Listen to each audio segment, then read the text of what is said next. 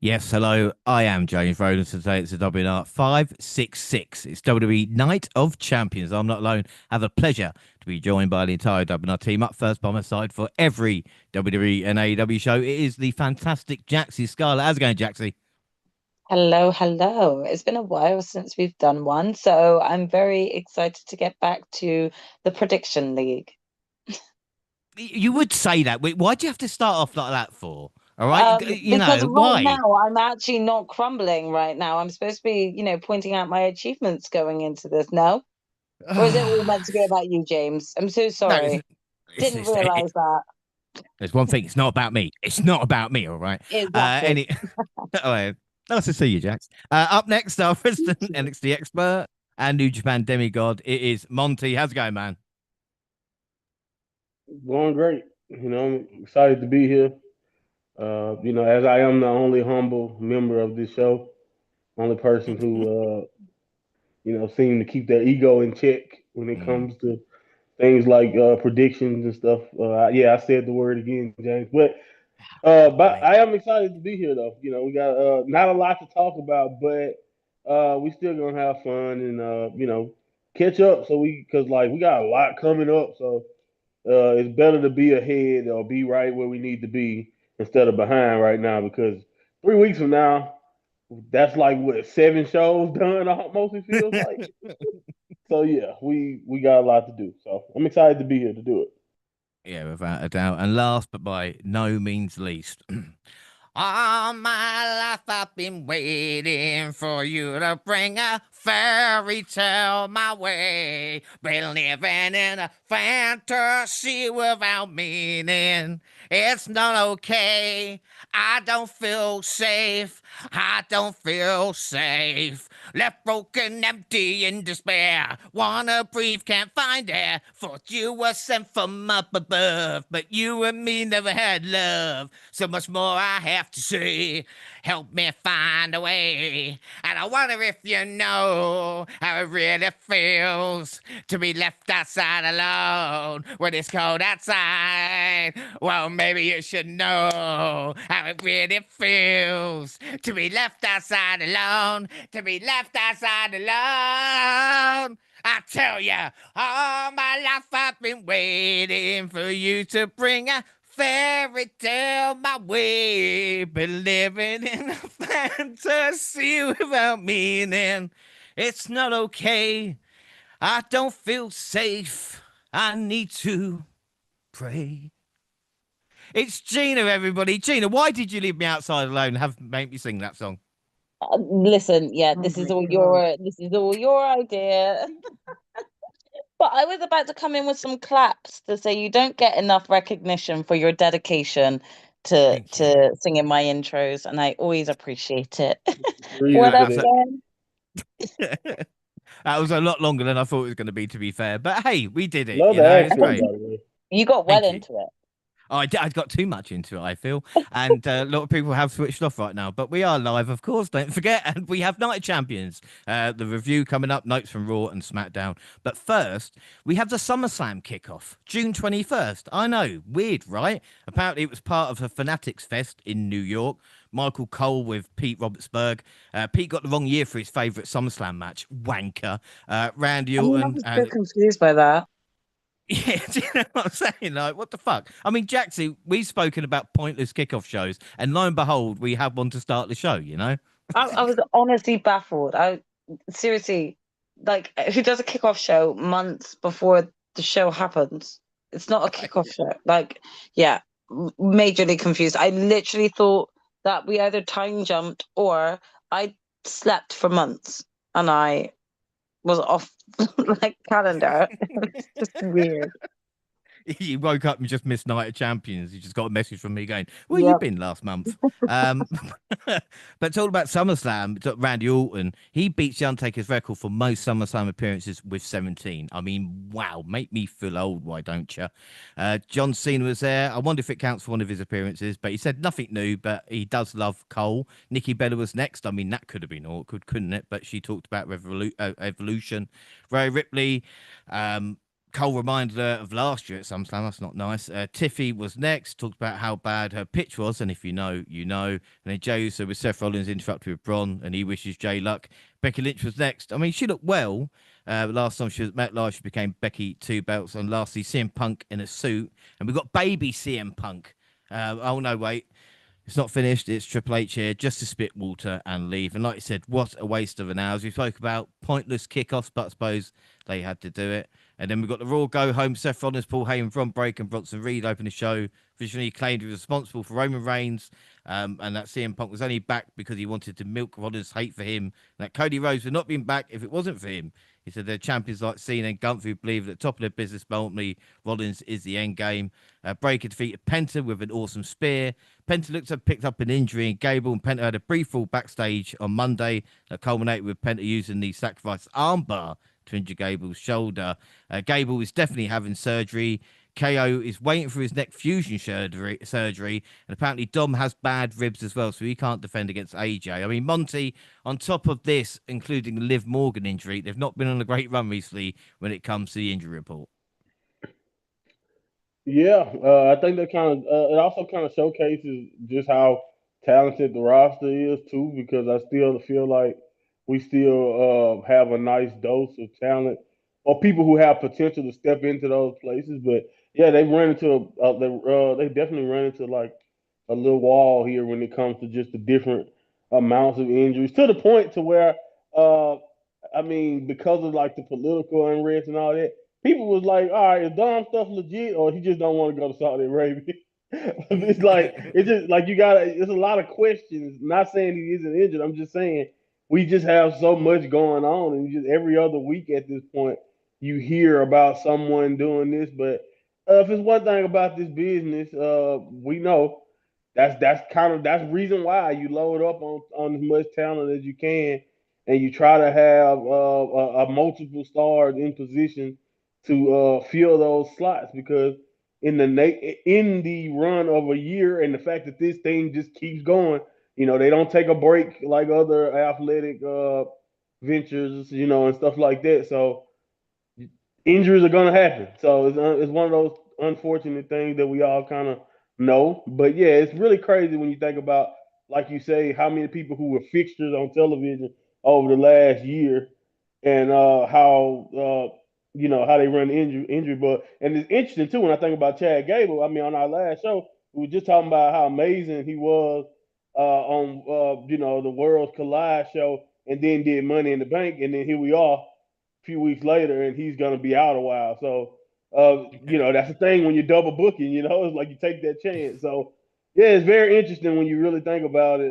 How fast you can go from being loaded to like, wow, we're missing some people. Yeah, and I'm not laughing at Gable injury, but again, as spoke about, yeah, you had a 5-star matchup that went nearly half hour. Then you're in the Money in the Bank match. You shouldn't be surprised that you are picking up injuries, especially with the roster kind of like being packed at the moment in time. In a pre-tape interview, Michael Cole Goldberg discussed the disrespect world champion Gunther showed him at Bad Blood last October. Yeah, because we all remember that. He said he's going to beat the fuck out of him. Ooh.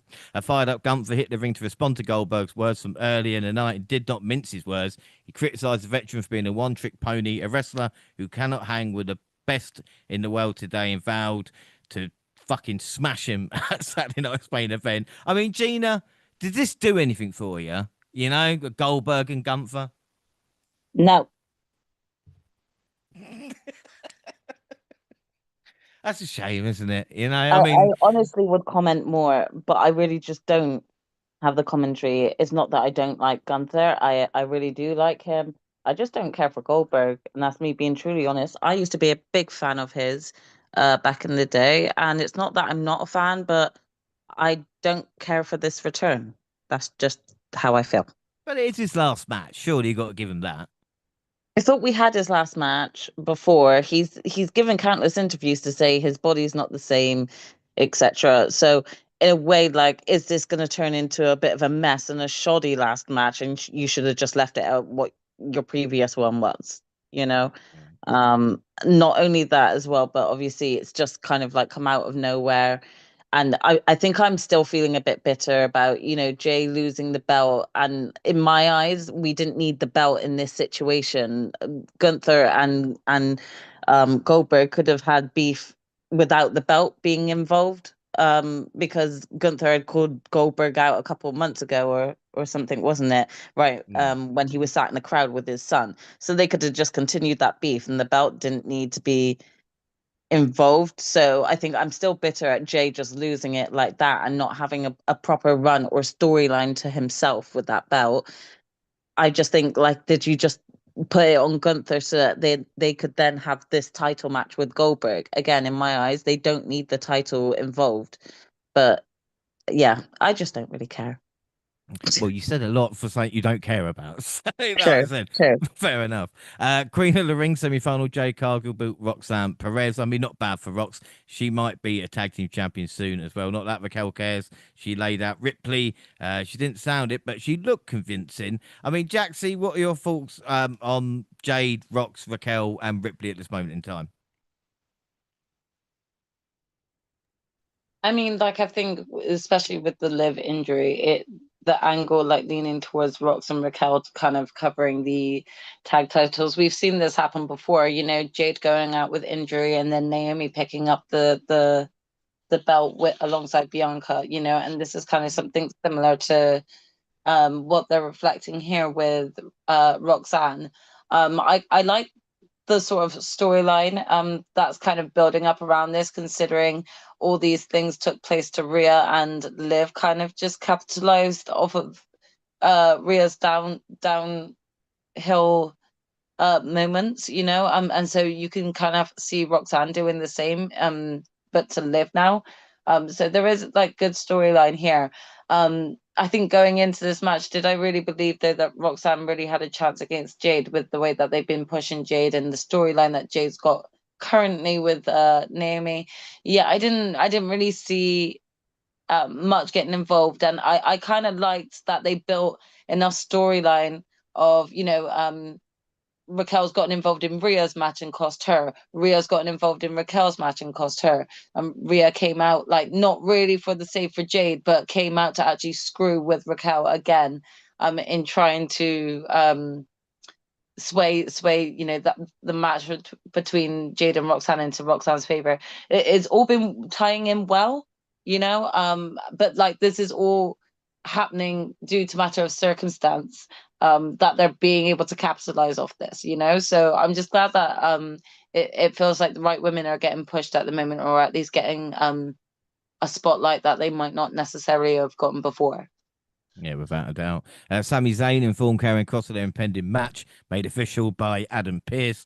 Self-proclaimed devil you know laughed in approval and got him, he told Scarlett. He doesn't take back bunks, apparently. But, again, we'll leave it because going Night of Champions, he took fucking loads.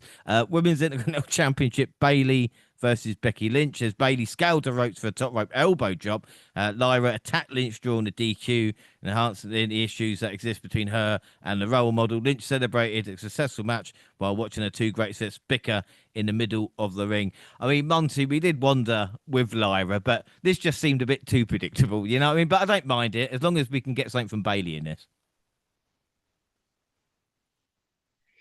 Yeah, I mean, like you said, it went the way you kind of expected it to go.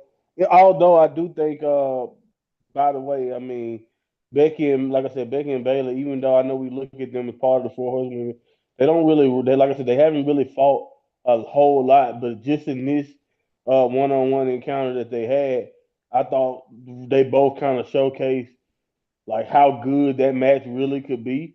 So it kind of left me a little bit annoyed at Lyra for even showing up. So I kind of like I was on Bailey's side from that retrospect, but at the same time, I'm not stupid. I'm not. I understand that it's personal for Lyra, and I think we already kind of know where this is headed. And I'm not mad at it. I think they all three can tell a really good story around the belt. And to me, it just kind of begs the question to me. And I don't know about you, John. I don't know if you thought about this, but it's just like so much effort seems to be going now, and maybe it's because Becky wants to or Bailey wants to, but they seem to be trying to build or it feels like the energy around building the Intercontinental Championship as something to chase and as something to want. it's been awesome to see, and it's just making me wonder, like, why is that? Why it takes so long to get us here? Two, why can't we get that consistency with the tag belt and the Mm-hmm. U.S. belt? And then like three, the unfortunate thing is, as great as this feud has been over the Intercontinental Championship, and it's great to see that people that the women are actually, or we got prominent names like Becky Lynch, like Bailey, and then of course Lyra battling for it. So it adds prestige to the belt, but it also makes me like sad because I think that's part of the reason why Io Sky basically haven't even had a match. I don't think Mm. since like WrestleMania, it feels like, or whatever. You know what I mean? Yeah. It's like they can only do this with one women's title almost at a time. It feels like on a show. Yeah. So I don't know. That's just my outlook at it because No, this has just been getting great focus, but just want EO is to not add even to on that. TV anymore. Just want to add to that, Monty. I too was just kind of feeling like if you look at what both Tiffany and Io have achieved right now since WrestleMania, is not really that much. It's not really much has not been about them. Right, It's been about the title, but not them. You know, right, um, like they've all been focused on Queen of the Ring, so talking about the belt, but not about the person behind the belt. When it comes to the build up of this, is a lot of this is overshadowed with this build up of Naomi is obviously going to be coming for one of those belts as Money in the Bank winner. yep, Um, like so there's just been so many other women and other factors involved that it's almost like creative forgot to actually like continue to book their women's champions doing promos themselves and talking about all the other bits that are going on it within the women's division. We're seeing a yeah, lot of like CM Punk, Cody, and John Cena opening the shows. We've even maybe seen even Rhea come out. right, But when was the last time Io or Tiffany opened a show? You know? yeah. Yeah. I mean, That's true. and that's what I'm saying. It's like it's weird because like EO and like Tiffany, at least she gets a match. I know it seems like it's always gonna be Nia Jax. I mean, she fought Jade, I think, once.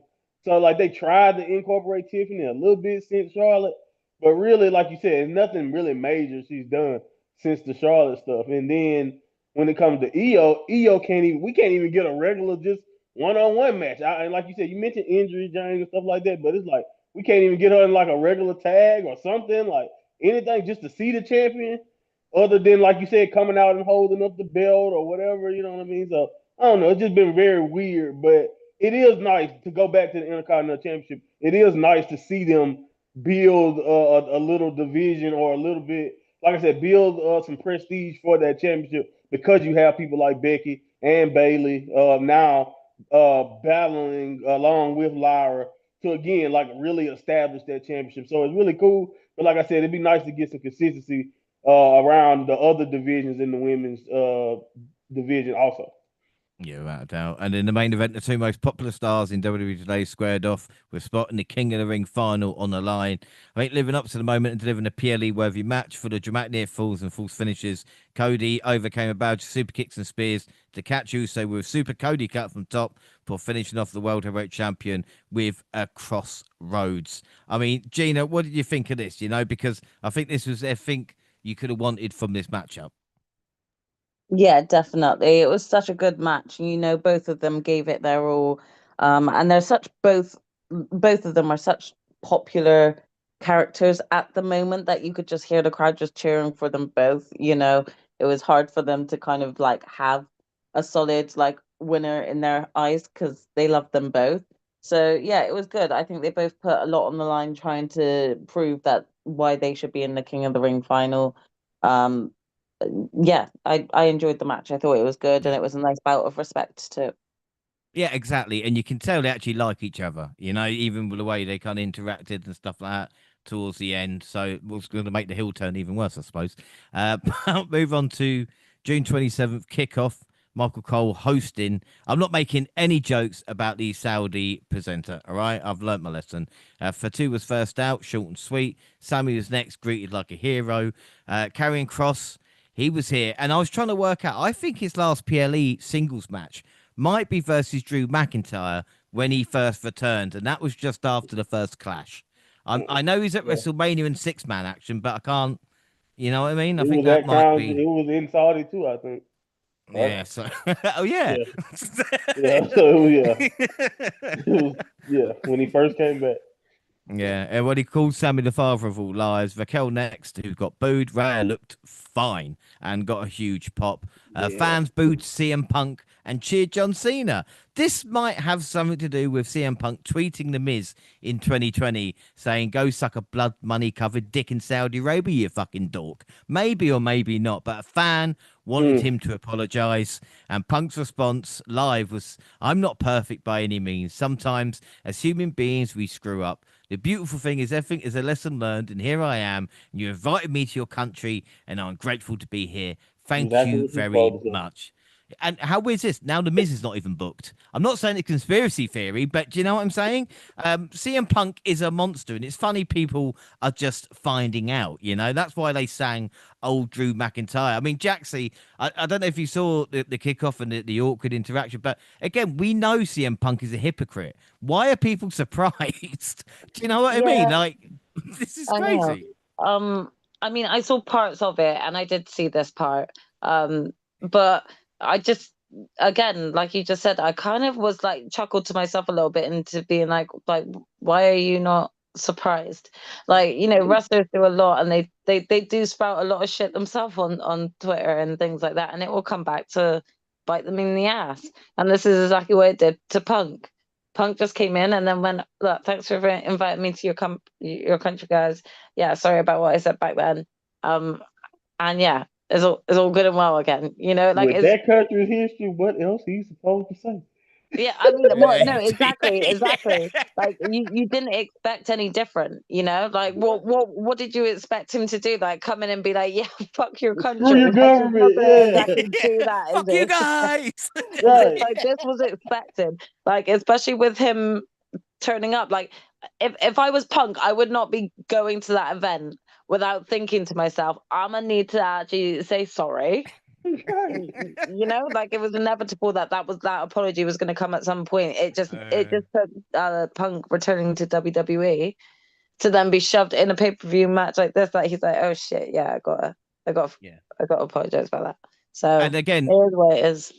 where people were saying, "Oh, I hope the payday's worth it." He's not going to get paid any extra. That doesn't work like that anymore in WWE. Mm, You get you yeah, get paid yeah. separate. So he's I doing mean, his, to be honest, you know. he wanted to be paid, which is why he went. So Yeah. Literally so what he that should said tell when you he enough. showed up. Right. Came here to make It should tell you money. enough. Oh God. Right. Anyway, on to SmackDown in Riyadh. Michael Cole on commentary with Wade. Cody started the show. Randy interrupted, saying, "With everything being said, the reason I'm out here is," and then nothing for nearly half hour. Apparently, WWE said broadcast issue from Saudi. A camel munched on the cam cable. They are Yeah. fixing it.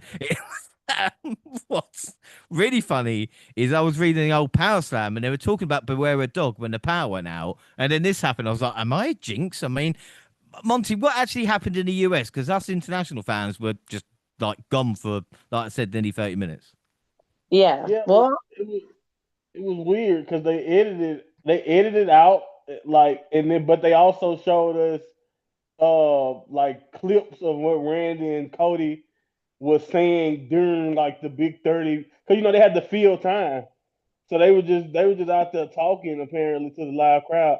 So I saw but like on the actual broadcast, it just kind of skipped out. Like we didn't even notice on the SmackDown if you watched it live television. Only reason why I knew is because because of the internet, and a lot of the people over here use VPNs when they're Mm. out of the country and stuff like that to watch it on Netflix. But yeah, no. So for us, we didn't even really notice it. But later on, they showed clips of some of the stuff that Cody and Randy said during the Hulk, because again, they had to go out there and really try to fill 30 minutes of dead air time, basically. Oh, my So, word.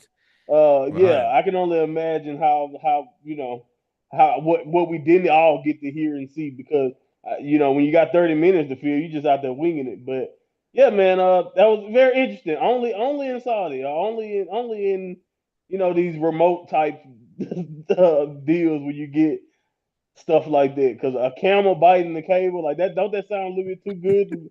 That's a little too good to be true. But yeah, that's what they said happened. Okay, now, and again, when we came back, we couldn't hear Solo properly, and then when we actually properly returned, we go to an advert. Have they no shame? Do you know what I mean? Have they no shame whatsoever? JC Mateo beat Jimmy Uso. Sikoa once again tried to convince Jimmy to come back, was met with a slap. Mateo attacked him from behind, but Jacob Fatu ended up making the save. Michael Cole mentioned Taz, which kind of should be the Hey. norm in wrestling. But it was so nice to hear it. I'm sure it was like on an ad break or something like this. But again, it's nice. And the first of three title matches saw Zelina Vega defend the women's title at the United States Championship, against Julia. Vega began to be some momentum after hitting a running knee, but she hit a knee on the stairs. Julia hit a Northern Lights bomb for the pin to become the new United States champion. And Gina, I mean, Julia's a weird one, isn't she? Because it's not like a class for the safe category like Stephanie Vaquer, but she's won championship really quick now on the main roster. Yeah, I mean, don't get me wrong, I'm happy for her. But again, is it because they're like, oh crap, we've called her up and we didn't really know what to do with her? Or is it they did have a set plan for her to be the one to take it from Selena, you know? It would have been nicer if they had built a bit more of a story between the two. But I'm still happy for her regardless. I think Julia is such an enigmatic person, if that's the right word to use. Like she's quite mysterious. I quite like Yeah. her, and I want to see more of her. So yeah, let's go. Yeah, I don't know why Chelsea Green's still got the secret Hervis if she's not going to go after the US title. But again, that's my problem and not anybody else's. Luckily for us, SmackDown will be 2 hours starting next week. And then Jay Cargill and Oscar both came out for an in-ring segment with Wade Barrett, head of the Queen of the Ring. And Wade Barrett, like Asuka, is the same as William Regal with like Umaga, wasn't it? Really, back in the day, or the way he said it. That's what I feel. Anyway, Barrett asked why Cargill was confident she will win, and she said it's because she isn't afraid of Oscar and sees her as an opportunity. After Oscar responded, Naomi came with a money back briefcase, take some trash. Jay went after her. She knocked down Oscar, and it led to the Empress taking her out with a few kicks. Nice segment. We got Andrade and Felix defeating DIY. Ron Killings came to the ring to call out Cena for another fight, but he ended up taking a black mass from Aleister Black.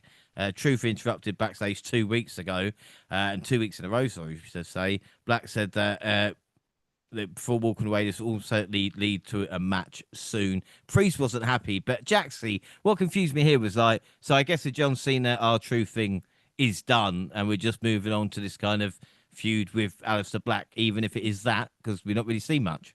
Yeah, I'm not gonna lie, like the timeline of events just really confused me because it seemed to me like our truth was not done with John Cena, but then it felt like, well, Aleister Black's like, well, you're my problem now. And I just feel like things got convoluted. And I think it's because they just tried to rush sort of this feud with our truth, you know? They tried to bash it out so quickly and then it just didn't really feel like it was fully over. But now that it feels like they're trying to overwrite that with this uh Alistair Black feud now. Sorry, I have to keep thinking because I go straight away to call him Malachi Black. Um, but yeah, I guess like I'm just a little bit confused in terms of the timeline of events and stuff, and feel like right now Truth needs to focus more on Alistair Black than he does John Cena because it seems like John Cena's not really thinking much about him. Yeah, Cena has moved on. We got the Street Profits versus the White Six for the tag titles. The match ended up being called off due to involvement of everyone at ringside. And then we got Tiffany Stratton versus Nia Jax for the women's title, last women standing. Both women was counted out after a power bomb through the table. And Naomi showed up looking to cash in. Stratton took her down with a briefcase and hit a moonsault to her and Jax at the same time. Tiffany put Jax through two tables at ringside to get the win and retain her title. I mean, Monty, what were your thoughts on these title matches? Tag match was a little bit of a, you know what I mean, how it happened, but I quite enjoyed Jackson Tiffany. Yeah, I mean, to me, when I look at the tag match, I mean, it was cool to see the Y6 in this, like, kind of just be in our tag division.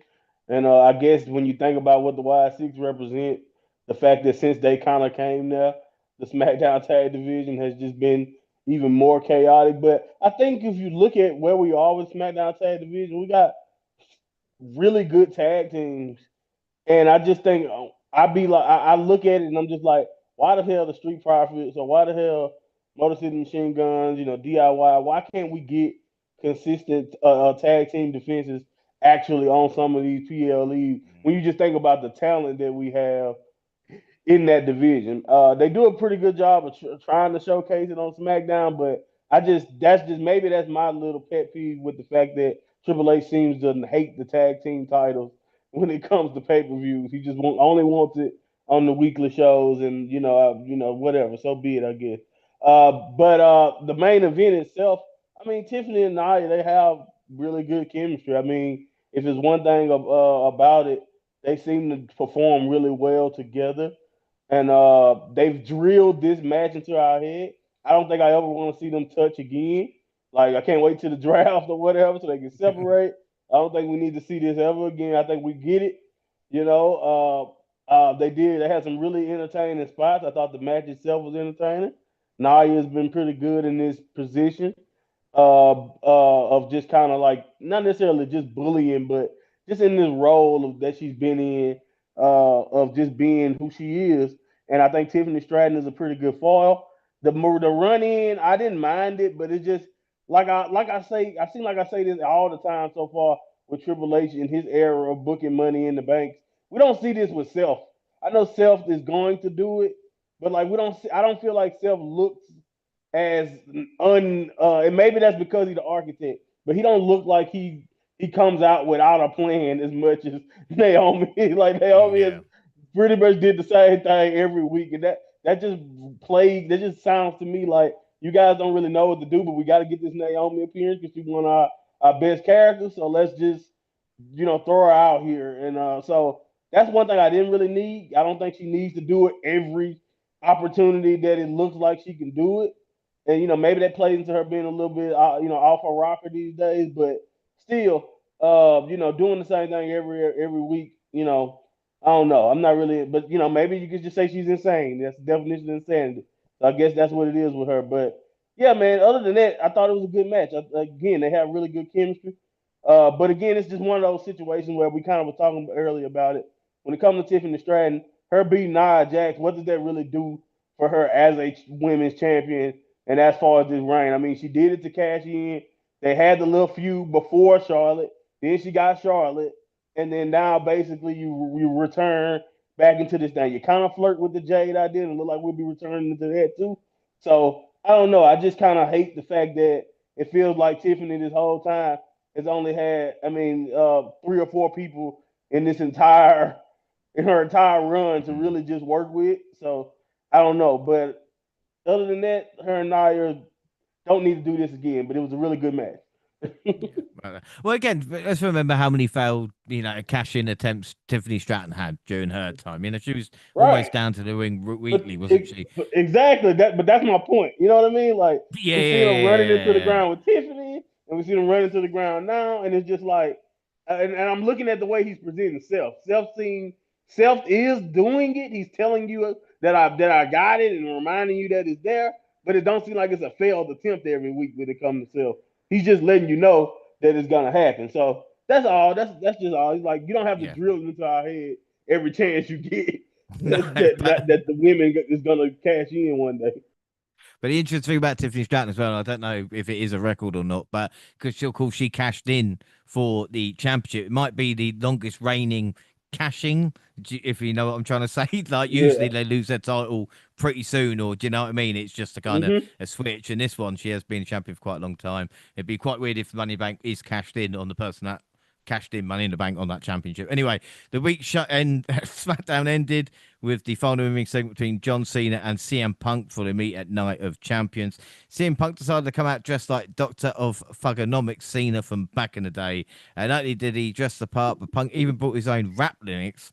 Unfortunately, he didn't come close to match the level of sting or his words that Cena used during his pipe bomb.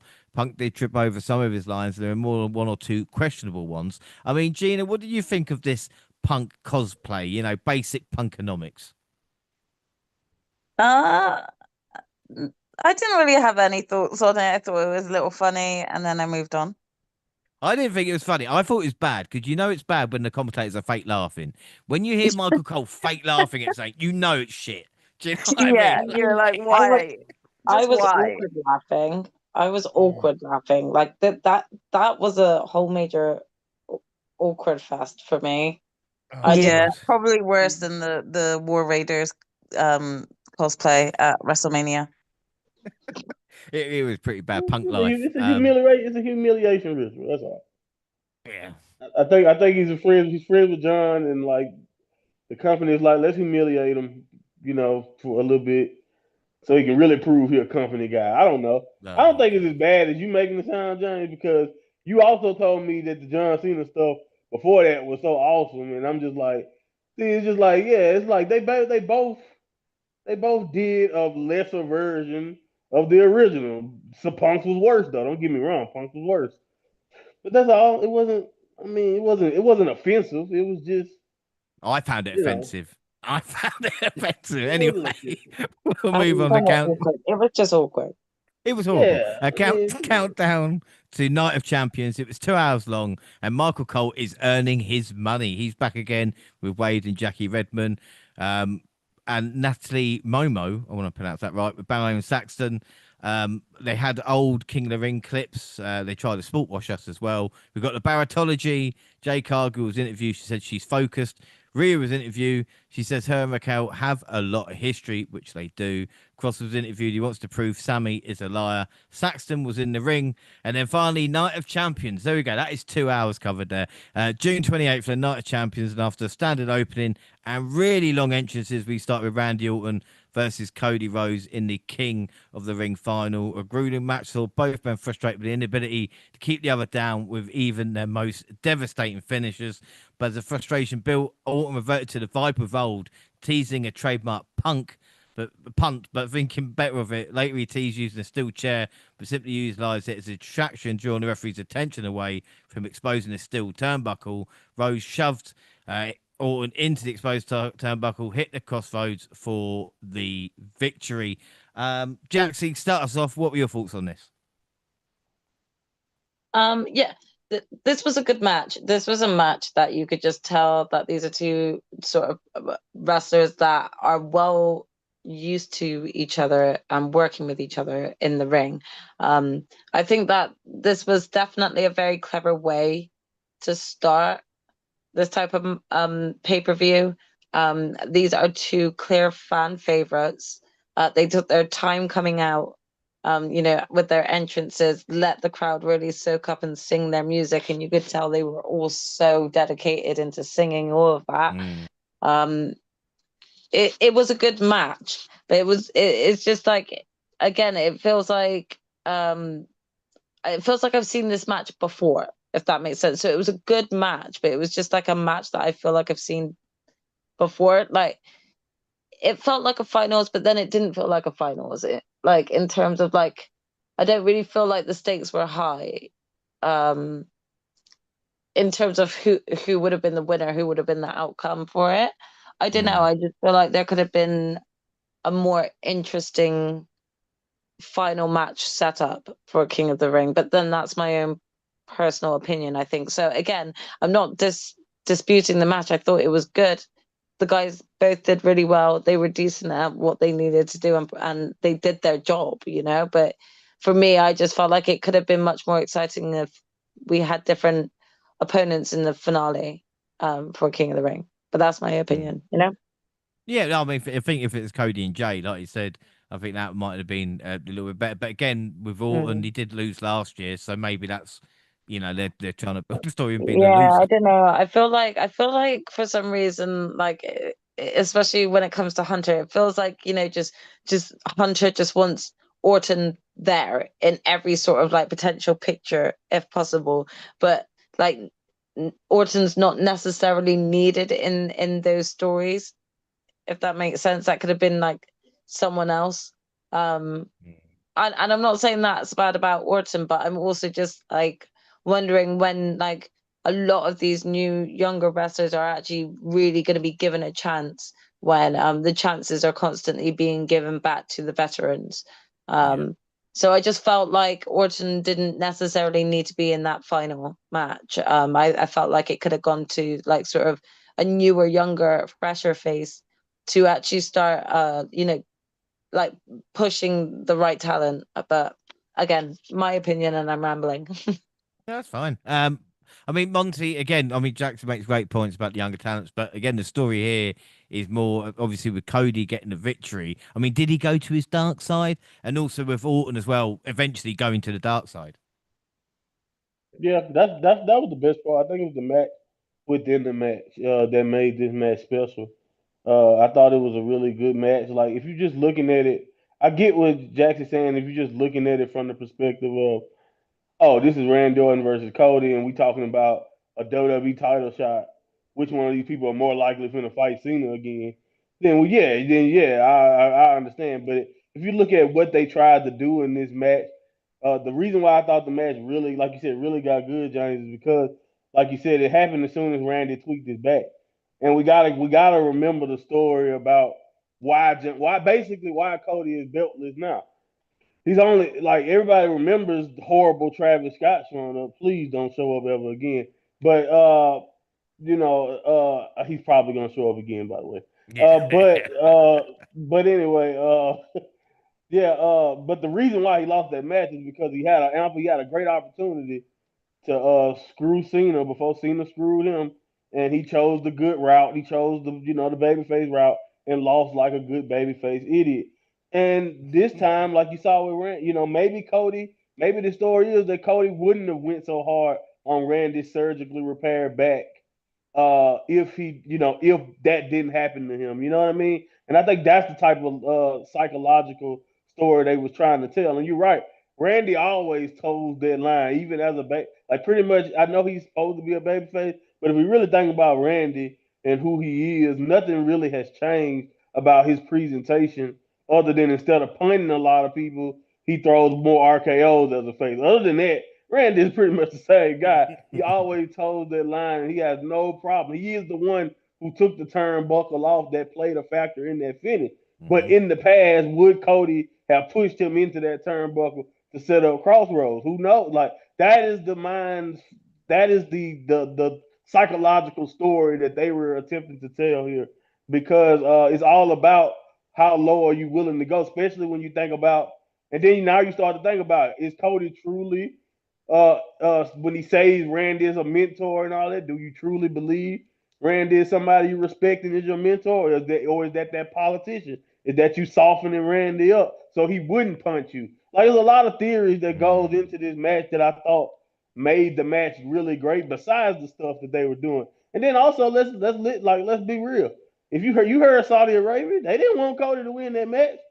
Like if you listen to Saudi, they were not cheering for Cody. Cody even acknowledged that in his speech after the match when he said, "I know when I'm going against these characters like Jey Uso and all that." That is Cody acknowledging that when he fights other popular talent, a lot of times they don't choose him.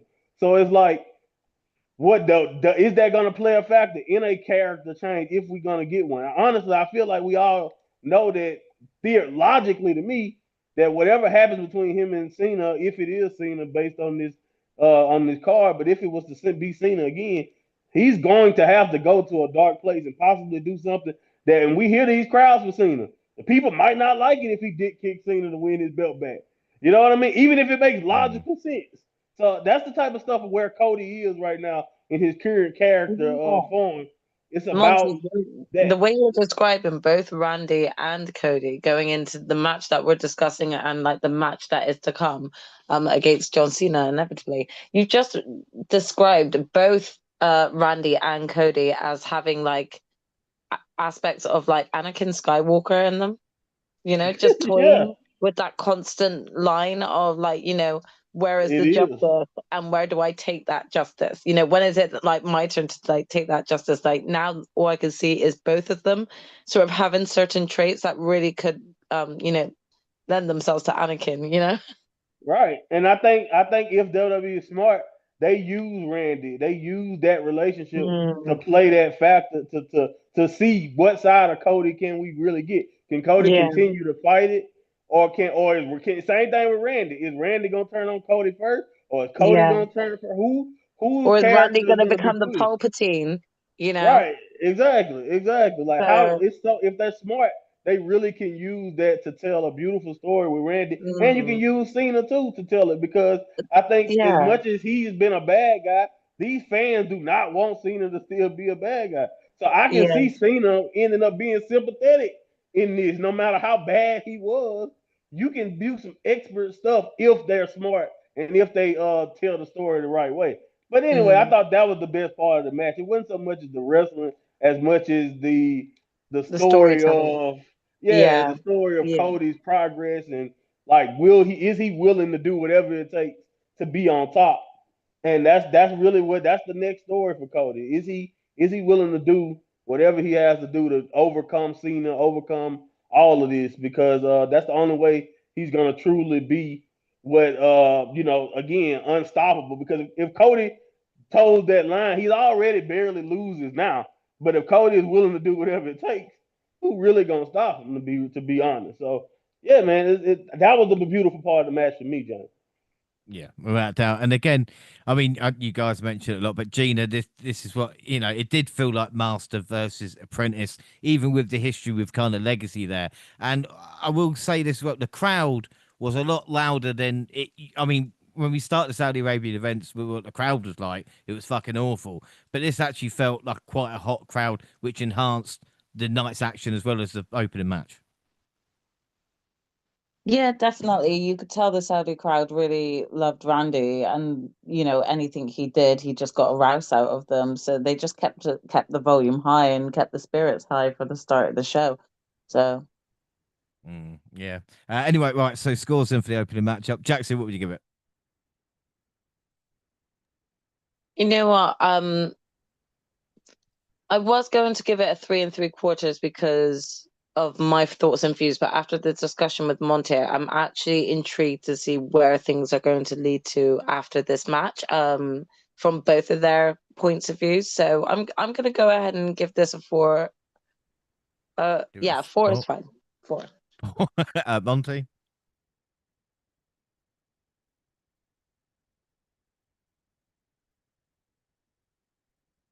I gave it 4 1/4. I thought it was a really good opening.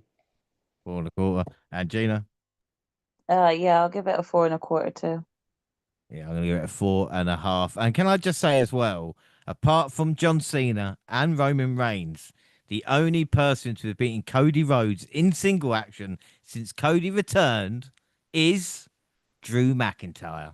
Thank you very Yeah. much. Wild. Predictions, WNR Prediction League 2025 after Worlds Collide, which we all won. So we all got the point on Worlds Collide. See, we are all masters in AAA. Fucking easy. So the bonus league right now is Gina's on 10, Jaxie's 13, I'm on 14, Monty on 15. AEW, Jaxie and I are yet to score this year. I can't fucking believe it. Gina's on 1, Monty on 3. And the WWE League, I'm on 2. AEW. Cheetah's on 4, Monty Jackson on 5. It's fucking awful. We all went for Cody, so we're all on 1. And we got Louis Huddy Boulevard Street Fight. You know that famous matchup. Rhea Ripley versus Raquel Rodriguez. And they got strong chemistry with each other. And it was on display here. They delivered a hard-fought, hard-hitting match that each saw endure considerable pain and punishment, including shots with kendo sticks and Ripley getting hit with a studded belt. Oh, she whipped Rodriguez as well. That was a great moment. Roxanne Perez interfered, but again, didn't help anybody with it. Ray Ripley easily put out the prodigy and then finished off Rodriguez with a table-assisted riptide from the top rope to get the win. Monty, what were your thoughts on this? Yeah, it's like you mentioned, they have really good chemistry, Raquel and Rhea. I don't know if it got anything on like was it that last woman standing in NXT? Yeah, The yeah. match they had, bro. Still remember that. Now that was oh my goodness. Hey, I don't know. Those were good times right there. You know, back in her with Gonzalez days. But but yeah, this is really good. This is really good. Sometimes you forget. I don't forget, but I think the way she's been presented in the off and on. She did spend time away, but Raquel don't necessarily get enough credit. Like I know people talk about the athlete and as they should because of what Rhea is, and I get it. But Raquel is back in the PC days, she was stronger than Rhea Ripley, and Hmm. and even with Bianca, Bianca, and Rhea Ripley used to tear all types of performance center records. So it's cool to see Raquel get the spotlight. Maybe without Liv, that's kind of what she'll be able to do, get more of a chance to be in some of these positions, and get more of an opportunity to showcase. But again, like we said, her and Rhea just they have really good chemistry.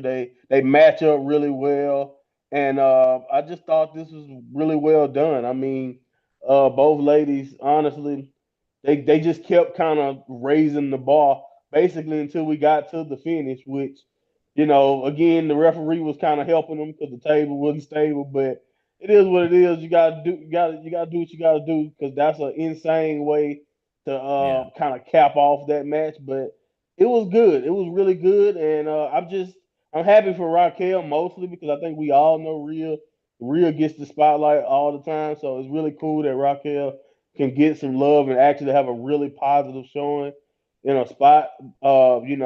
It would have been nice if she could have found a way to win, but honestly, this is just real, man. I can't bet against it. So 4.25 to me would probably be where I leave it, or like round four. Yeah, 4.25 is fair. They really killed it. I really thought they kept the energy of the first match going too. I just thought it really the way this show started. I was like, okay, yeah, this can be one of them ones, a really good show. So, and I thought the ladies did a really good job of keeping that energy going. Yeah, without doubt. And the finish looked great, we should say. And again, I think way back did mention it on commentary that Rodriguez's victory over Ripley in that last women's standard match in NXT, Yeah, and then noted since then on the she main ain't won roster, nothing. she's not won one match between, which shows you it's difficult on the main roster. But again, It's Raquel tough. was a monster in NXT. I can't, exactly, you can't really say that. Gina, I mean, what were your thoughts on the matchup? I mean, the thing is, they basically had the same outfit on, but I guess there wasn't a lot of choices. Do you know what I mean? But I mean, for me, it just enhances something. Shall we say? Yeah, maybe that's their plan and why they prefer their women to dress like that, so that it Yeah, that's been my enhances certain argument against features for it. them. No, but I agree with what Monty said. I think it was a great match, and I thought it was a really good showcase for Raquel to be in her own storyline, not just here to represent Liv or anything, and the storyline not being involved about Liv. So it was just nice for Raquel to get her own shine, you know. I'm a little bit disappointed because I thought that she might get the win here with the help of Roxanne. So when Roxanne did come running out, I was jumping for joy, and then I was angry again because I'm like, how did your involvement not help her in any way get the win here? But regardless, aside from that, I still enjoyed the match. I just wish that the crowd was a little bit more hype for the female matches.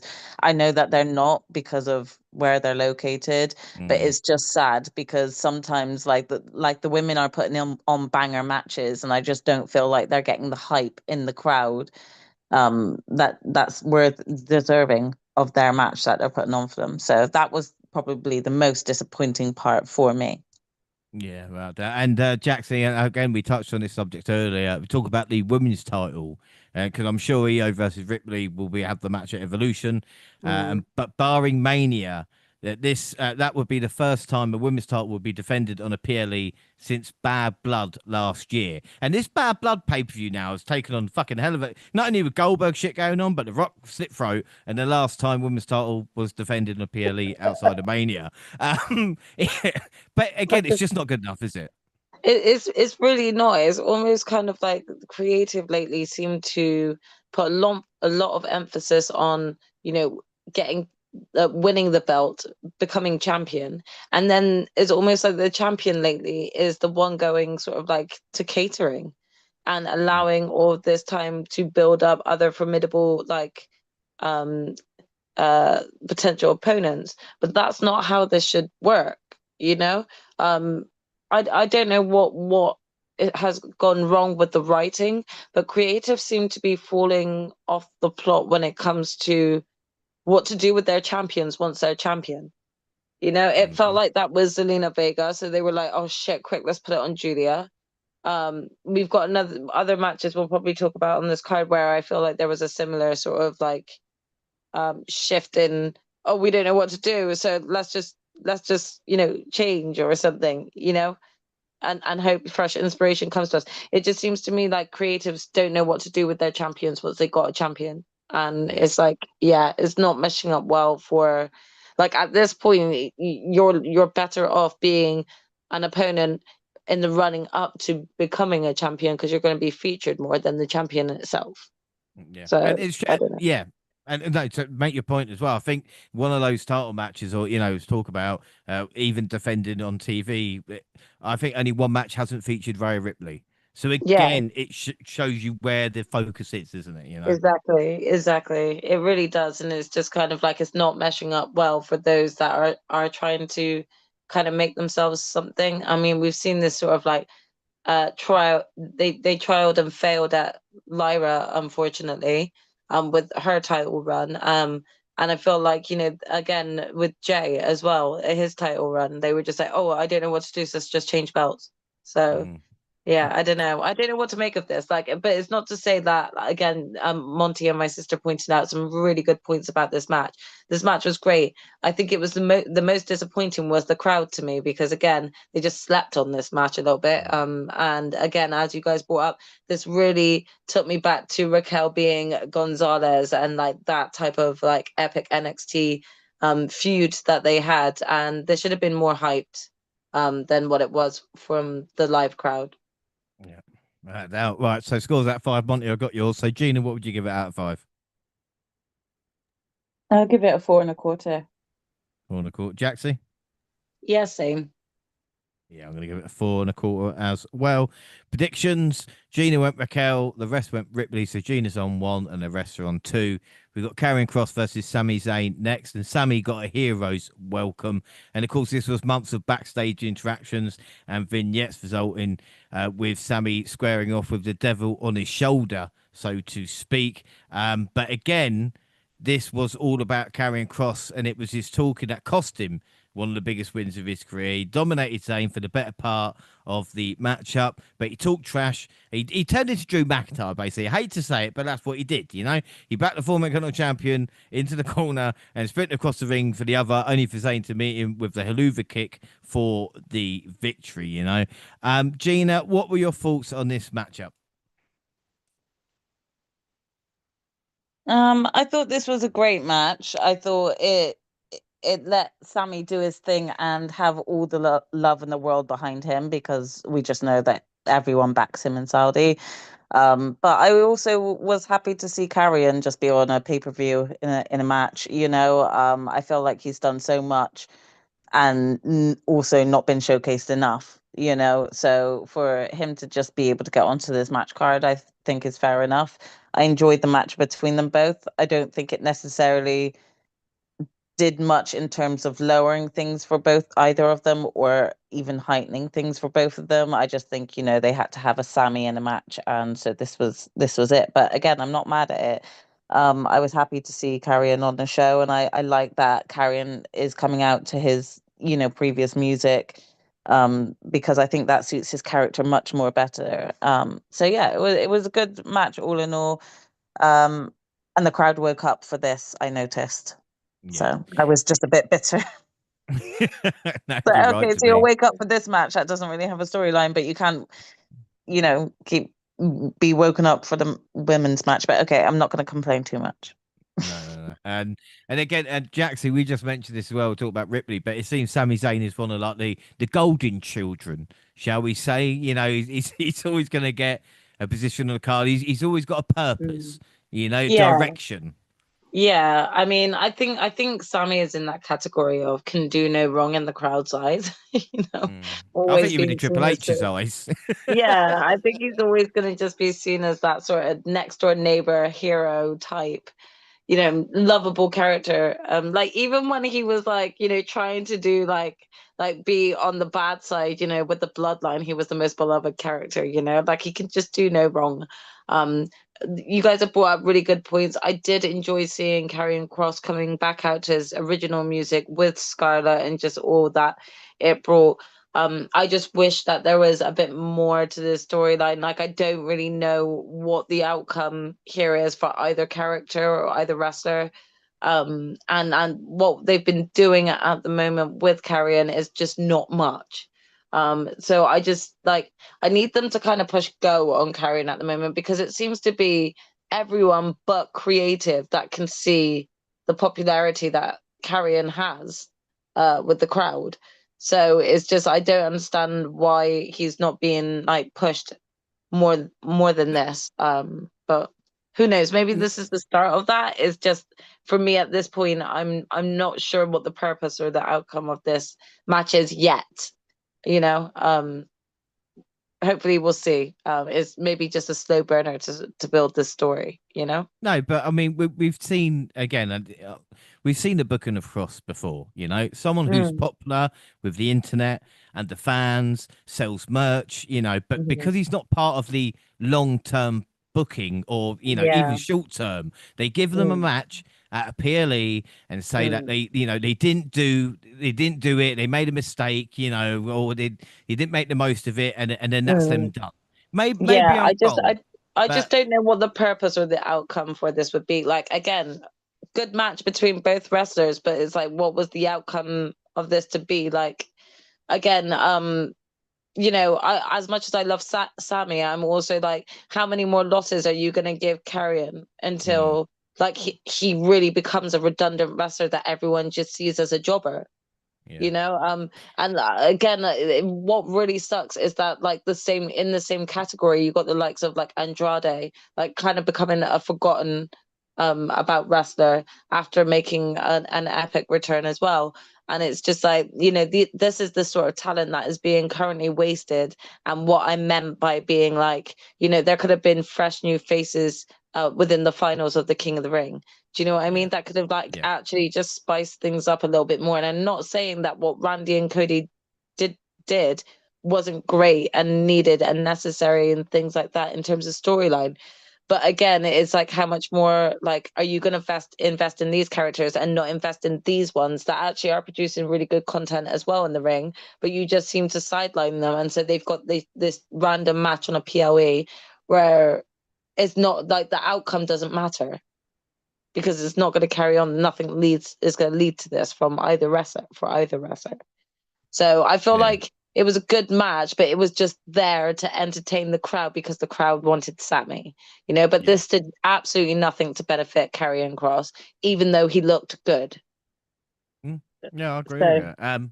yeah, One of the weird things I saw as well, Monty, I don't know about you, but Cross took back bumps. I mean, lots of them. I mean, I don't know if he did it to kind of render all the social media discourse about him not doing it or whether it was, but I just thought that's silly. But again, the bigger point not to talk about, Karen Cross is the character that I don't know. I don't know what his future's going to be.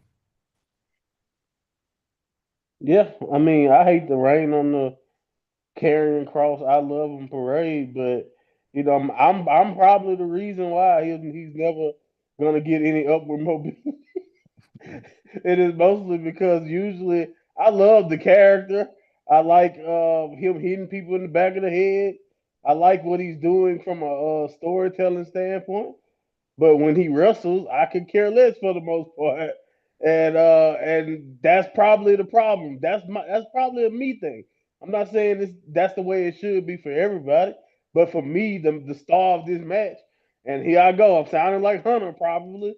But yeah, Sami Zayn, in my opinion, like it's him fighting underneath. It's him making you believe he's half dead from the offense of carrying cross that slowed the pace down to a snail like pace because that's how Carrion fights. And again, Carrion fights like somebody I'm not supposed to like. So don't get me wrong, I get it. That's Yeah, probably the like it's on purpose a lot of the time in his matches. But I'm just saying that's maybe that's what some people view, and that's why they don't care. Another reason why I'll never say that Karrion Cross, I will never predict him to win a match if he gets another big match. You know why? Because the internet loves him. And do we know who hates the internet? Triple H. He hates you guys. So, like, as long as you guys love Karrion Cross, like you said, James, he's gonna give him a bone every now and then yeah, because he's lesson getting learned. popular. Right. Lesson Because learned. hey, I'm sorry, you gotta think about that. He hates Damn. the people who love Karrion Cross right now, and I the hate internet you. loves I hate you, Hunter. Okay. him. Right. So I'm just saying, like, I get it. I understand why I get why he's getting the love he deserves. He's a great promo. He's done everything that they asked of him, like we talk about for many guys. That's why I agree with you overall, James. You're 100% right. He's right where a lot of people we know have been before. He's popular with the fans. He's getting over, but the company didn't do it. The company didn't give him the angle that got him over. The company didn't really make this character, because let's think about it. The reason why a lot of people really like him is that Because they're noticing it wasn't their choice. That's why they didn't want to push him, because it wasn't the company's choice. They didn't want to push him exactly. because of the fans' choice. Like, do we know for sure that the company has always been on this bandwagon of Karrion Kross changing all of these characters who turn heel? Or is this Kross just doing work on social media, letting you know, hey, I talked to this guy before he turned heel? The only one that WWE is even acknowledged or giving Kross credit for is the New Day. That's the only one they even giving him credit for. The rest of the character work he been doing, which, Kross was involved with this guy, and look what happened to Shinsuke. Kross is involved in this guy, and look at what happened to this person. They're not giving him credit for that. That's all Karrion Kross's own internet, like, tweets and his fans. That's been that type of work that he's been doing to garner that good faith. And like you mentioned, that's not what the company didn't do it. So they don't really have a motive in their opinion to really get behind it. So I don't know. Maybe we're wrong, and like you said, James, he still has upward mobility and he has a shot. But I do think overall, y'all right. This match wasn't really he was in it, so we're happy for him. But this is still just another match about getting Sammy to that possible promised land. Maybe the end goal is Sammy's going to have to turn heel to become champion, and Karrion Kross ends up right 6 months from now or whatever. But like you said, will Karrion Kross even still be on the roster 6 to 7 months from now or whatever? Like, will it matter? I don't know. So we'll just have to see. And that's the problem when we don't really know. Like you said, with Sammy, we know he'll be here. You know what I mean? But when it comes to Kross, anything can happen when it comes to his presentation. Like, think about it. His run right now, a lot of it is being built off main event matches. Yeah. He's getting over off working main event. When the last time any of y'all watched main event? Exactly. So it's like, yeah, come on, man. Anyway, good luck to him. I'm not as big on Kross as everybody else, but I know, like you said, John, I've seen it just like you have. I understand hard work. I understand what it takes to get over. And when you get yourself over, it's always risky. Sometimes the company get behind it. Sometimes they let you die. Yeah. I think when Michael Cole was calling you plodding on commentary rather than methodical or anything like that, Right. they've kind of given up the ghost. But we just, again, this could be the best thing for him if, he does get released, whether it is, and go back to that cross character. There's plenty more mileage. So, again, it's not the end of the journey. And it might turn him around. Who knows? That's why WWE is so crazy. Let's get the scores then. Gina, what would you give us that 5? I'll give it a 4. Give it a 4. Jaxie? The 3.5 is fine. Monty? Assalamu alaikum, Sammy. 3 3/4. Yeah, I'm going to give it 3 3/4 as well. Predictions, we all went Sammy, apart from Jax. Are you feeling all right, Jaxie? What was the reasoning? Well, I really thought that they were. Yeah, I was. The But I internet. went with the fans. I went with old the fans. Jaxie's I back. did what Monty basically just pointed out that I did wrong, and I truly believed after Creative listened to the fans with truth, we might get a Karrion Kross push. I hoped, and that was my mistake in ever thinking that Creative were ever going to push Karrion. Well, Lesson learned. it was good to see. So Jaxie and Gina on 2, James Of course, and it was good Monty to see for you. I just on lost 3. my streak. Yeah, I don't know why you did it. Again, the old Jaxie rears her ugly head. I don't know why. I don't know why.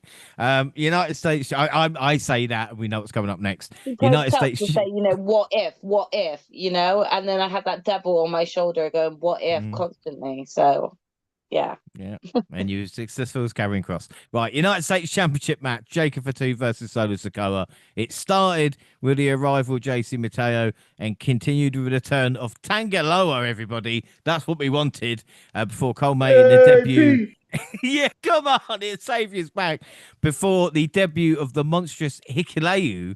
Well, I say unnamed by commentary team. Michael Cole didn't know what the fuck was going on about his name. It's Tengi Tongti. That's I don't know who that is. The 7 foot tall member of the bloodline obliterated Fatu, who had the match won.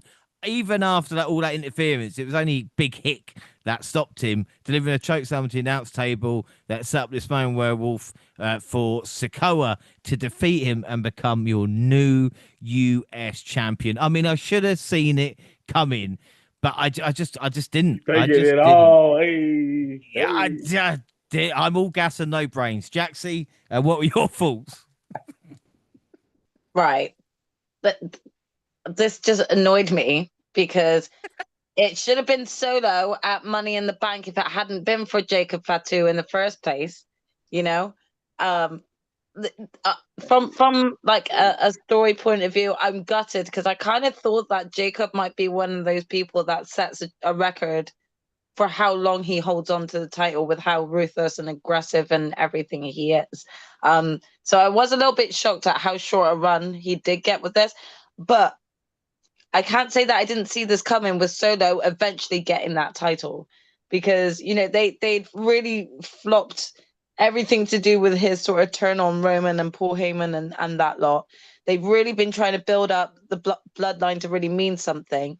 And then having like the hopeful expected return of Tangaloa not only changed things, but then with Hikuleo then joining, this does wonders for Solo and what he's trying to build back with like his version of the bloodline. I just didn't think that they were going to hit go with all of this so quickly. But then I thought that they turned Jacob a little too quickly as well. I would have had Jacob maybe turn a lot later on in the year, maybe if they had like a big War Games match or something, had Jacob Fatu turn on Solo then. I wouldn't have hit go at Money in the Bank when he did do it. So I don't know. I had a very thin inkling that things could change in Saudi. And we all know that Saudi likes big guys. So what way to bring in Hikuleo to that pay-per-view? And they seem to love doing that with the bloodline lately. Just debuting a new member at a pay-per-view event. They did this with Money in the Bank and JC Mateo turning up. So, I kind of expected there to be at least one bloodline member coming back.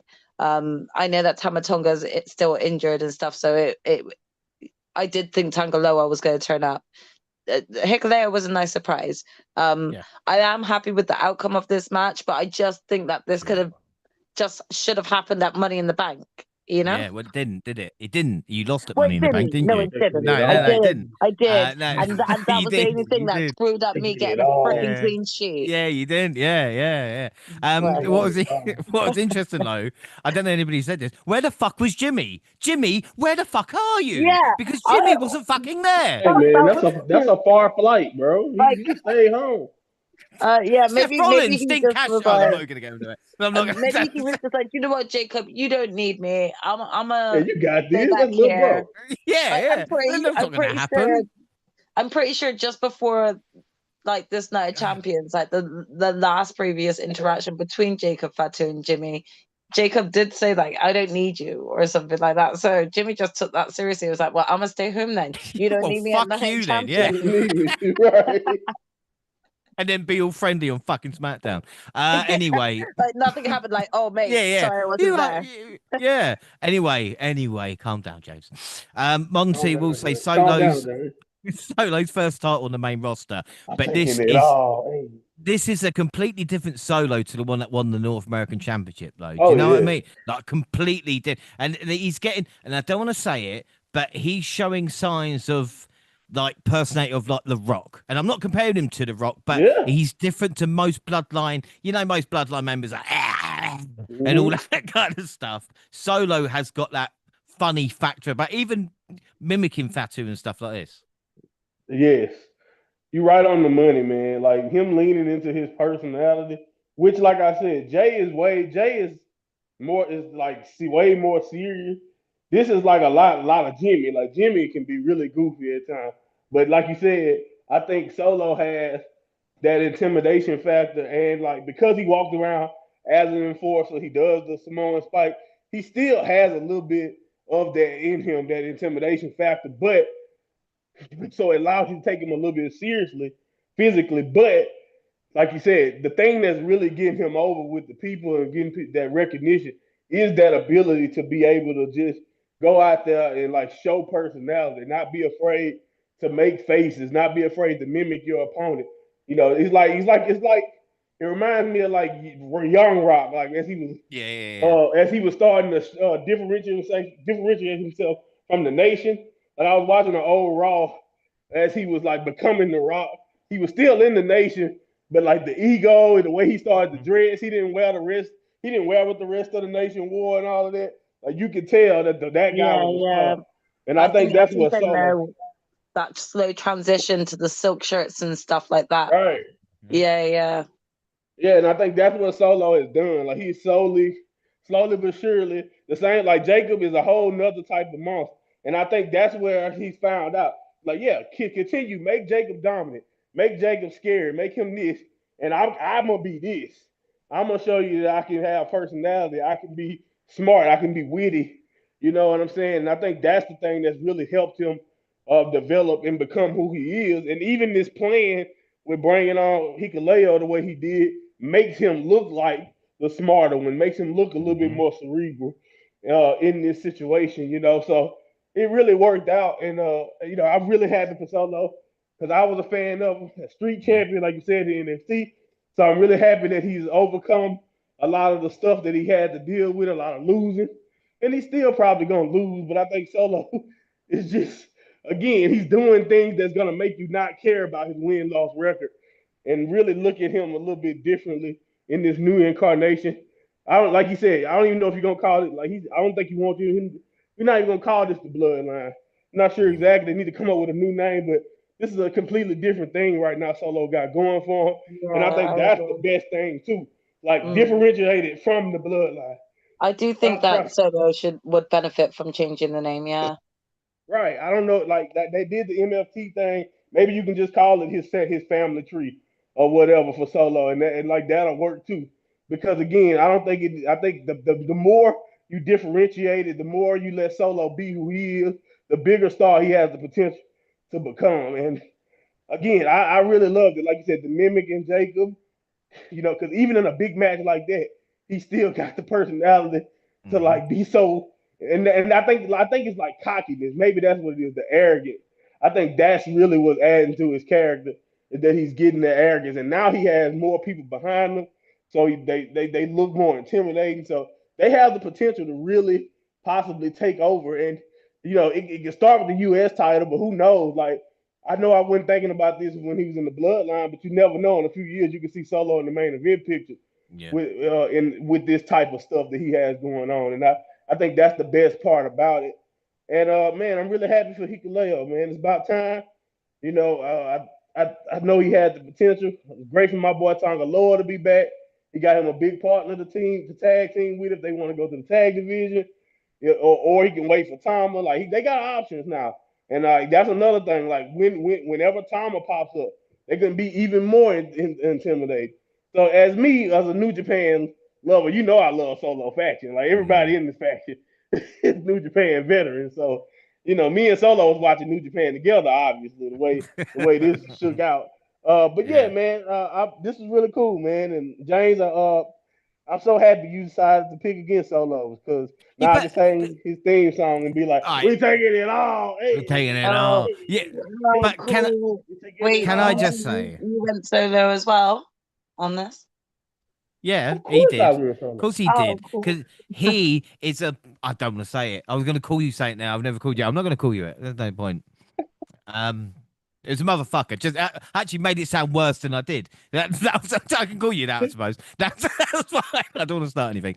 Anyway, Gina, with Solo involved, With Solo now, he's pinned Roman.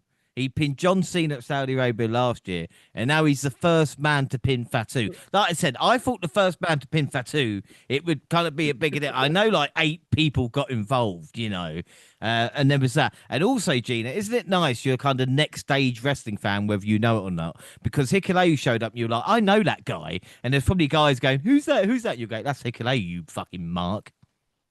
Yeah, I definitely was the one screaming at the TV when you were just here. Who is this? Who is this? I'm like, it's Hikuleo. Don't act like you don't know him. But no, it was hilarious. I enjoyed it. I thought it was a good match, and I kind of saw this coming. I think they need to showcase Solo a little bit more because he has got some of these big wins. But I suppose that's what they're doing now. But yeah, obviously it's at the help with his bloodline, and I'm glad to see Tonga Loa come back from injury. Is it Tonga that was out injured? I'm getting the names mixed up. No, you're right. Right, Yeah, you're right. okay. Yeah. Yeah, it was nice to see him come back from injury because again he's kind of been out of sight, out of mind. So seeing him just on the screen again got me excited for okay, great, he's back. What are we gonna do with this now? Where are we gonna go? And then to just add like Hikuleo onto that, you're just like, oh shit, okay, they're pulling the full works here with Solo. They're just like, no, we're going gun ho. We're just gonna give him everyone and just make them the new biggest faction. So yeah, I'm not mad at it. I thought it was a great match and I enjoyed it. Yeah, right. So scores then. Jaxie, will start with you. What would you give this out of 5? I'm giving this a 4.25. 4.25. Monty? Yeah, I give it a 4. And also, Solo is undefeated in Saudi Arabia. So I'm just saying, he's different over there. Oh, yeah, he is. Yeah, but Fatu doesn't get pinned. Like, that's fucking stupid. Like, especially after, like Jack said, like 2 months of being champion. Oh, yeah, great booking. Well done, Trips. Anyway, I'm not bitter. So Monty, give it 4. Gina? Loser. Yeah, 4.5. Fuck you guys. And I'll give it a. Well, I gave it less than, but I'll give it a 4. Come on. I'm not petty. Predictions. We all went Solo apart from me. So it does mean that Monty is on 4 and the rest are on 3. Yeah. Well, we could all go down together. Queen of the Ring. Queen of the Ring final, Oscar versus Jade Cargill. Jade overcome an injured knee against Empress of Tomorrow and a crowd that was not nearly as behind her as they were her opponent to deliver Jaded and score the biggest win of her career at this point. Your new Queen of the Ring. Monty, what were your thoughts on this? Yeah, I think this is really when, like, I know you guys mentioned it earlier, because the people, I thought they did well for real, but you could tell like they went into it as much as they went for the men's matches. But like for this one, you really could tell a difference in like the crowd interest and that even though they were behind Oscar, which I can't be mad, I get it. I mean, it's Oscar, it's a legend, one of the greatest of all time. But to me, besides the crowd, which at this point in Saudi Arabia, I already mentioned that I'm worried about the women's Royal Rumble in January that's going to be there. Please, I hope they have some, like, just at least act like you give a damn, people. But anyway, besides that, as far as Jade kind of basically having to kind of not really, even though she's supposed to be like a face, she's not really getting face reactions here and all of that. Like that kind of made it disjointed. But I thought it was a fine match.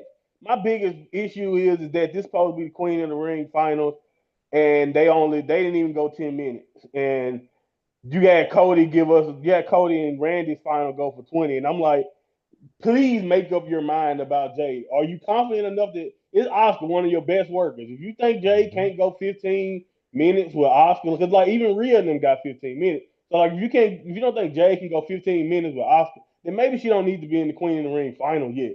So I'm one of the people who think Jade has improved enough and she should be able to at least go out there and be able to prove that she can go 15 minutes for Oscar. So this whole barely 9-10 minute match you give her and this supposed to be a match with stakes and it's supposed to mean something for SummerSlam, and you can't even give me a 10-minute match with Oscar. Like I said, somebody you can trust in the ring with somebody like Jade who may not have the experience.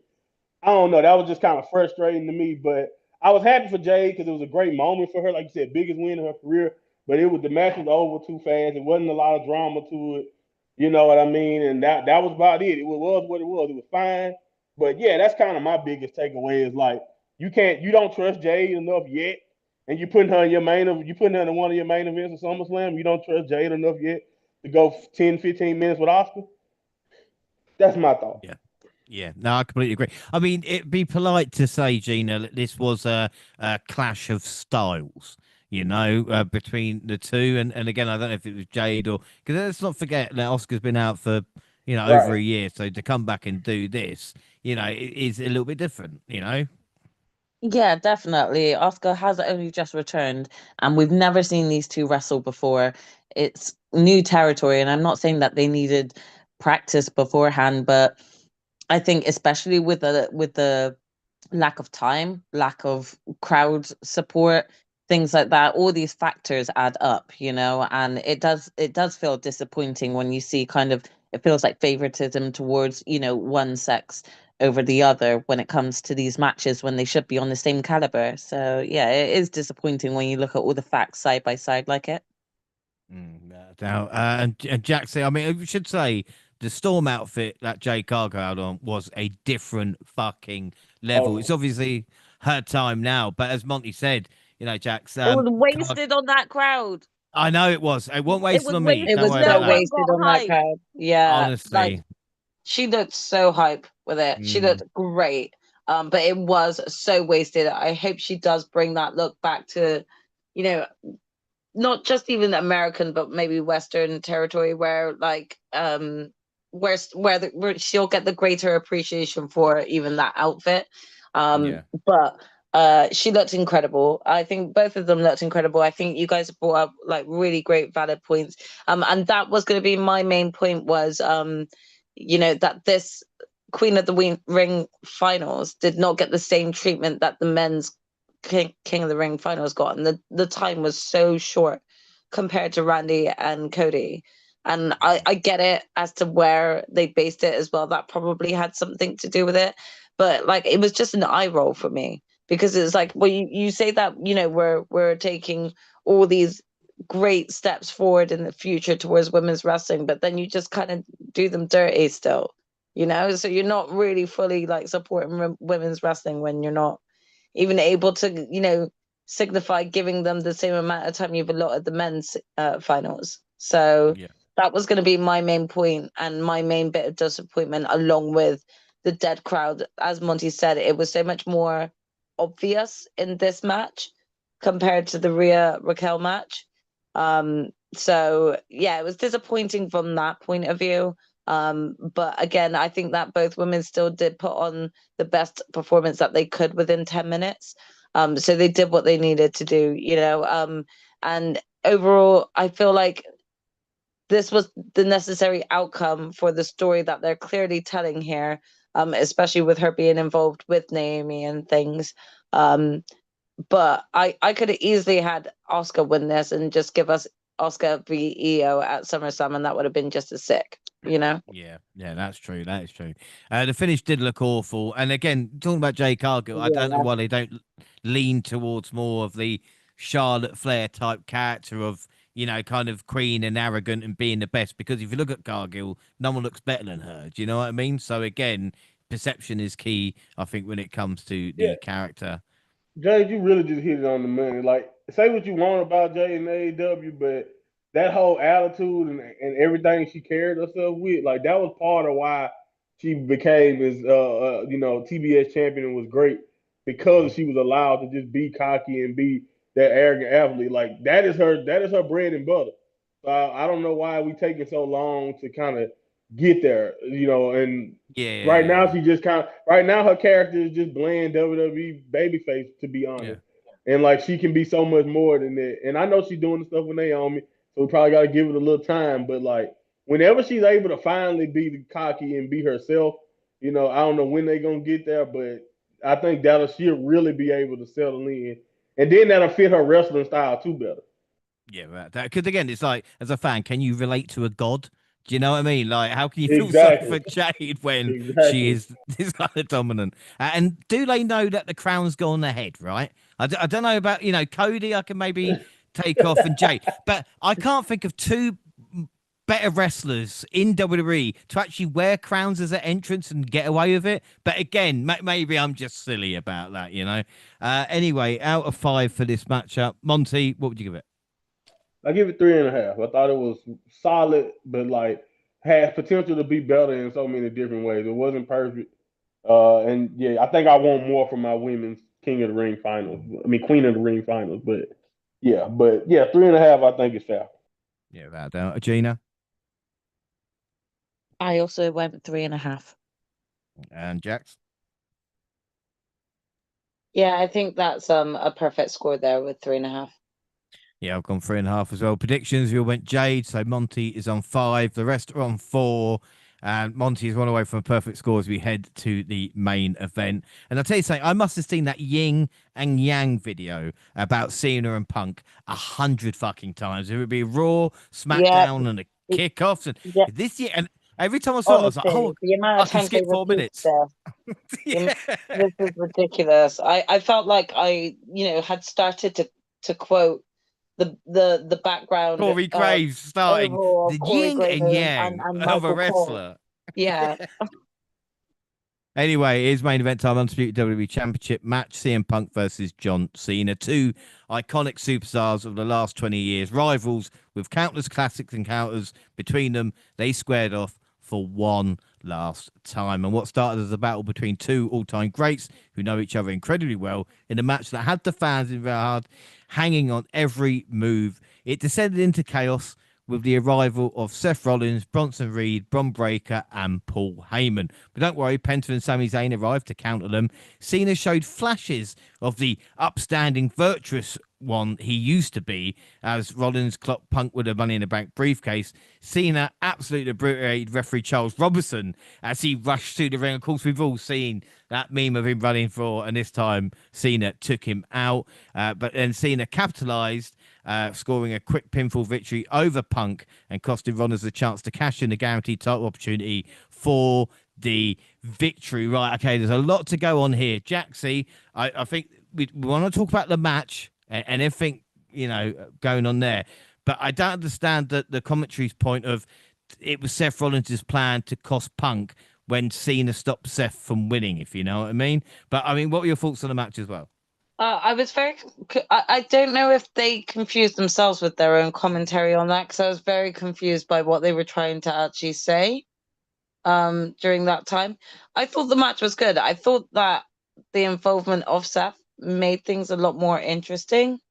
But yeah, I think overall, like the crowd were like just lit for this, they definitely wanted this match. And like you have to give it to them, like they everything that they could have thrown into this match, like they threw into it, and it looked good. Like it had the crowd reacting in all these different ways. There were certain moments that I felt like stood out the most. I think the most memorable part was with the ref. John Cena taking out the ref. That was kind of funny. I didn't mean to laugh, but like the way that he just took him out reminded me of when Keith Lee used to just come from out of nowhere from the camera and just like he did that iconic one to Adam Cole back in the NXT, where Adam Cole just got decked straight into the crowd. Even when I think about it now, that is the moment. That's what I thought of in that moment with John Cena, and like, I mean, pretty much like that was one of the standout highlight moments for me. But I think the match was good. I think that there was always going to be some sort of like tomfoolery that was going to cost Punk the match, because that has been Punk's kind of like MO this whole year, hasn't it? Every opportunity he's gotten, someone else has gotten themselves involved and screwed him over. It's never really been like a clean no. Punk didn't get the opportunity, which is like always sort of like begging the question of when will Punk be given a legit opportunity without any interference. It's starting to become a bit of a running gag when you think about it. But yeah, like I think overall, this is exactly what I expected for the outcome of this match. Yeah. So yeah, I think that covered it. Yeah, I mean, the thing is, Punk was sweating buckets before the bell, so I was like, oh, I'm not really sure how it's going to go. But Yeah. Monty, as you know as well, from the matches, the chemistry together has always been good. I mean, the pace was slower, but I think it helped both up until the shenanigans. I think this was actually quite a really well-paced match for what Cena is now, and Punk. Yeah, I think with the crowd and then like you mentioned that pace, I think everything kind of went together perfectly in my opinion. Because I really was into this. I've seen pretty much every time Punk and Cena has ever wrestled. So this was, in my opinion, I thought was beautifully still of quality. Like it's kind of crazy how it's like they didn't after all those years they still feel like really great wrestling. Like I don't want to say wrestling soul, but I guess that's a good fair. Like that's one of the people Punk is wrestling soulmates with. Like Mm. Samoa Joe is obviously another one, and he's had great feuds with a lot of other people.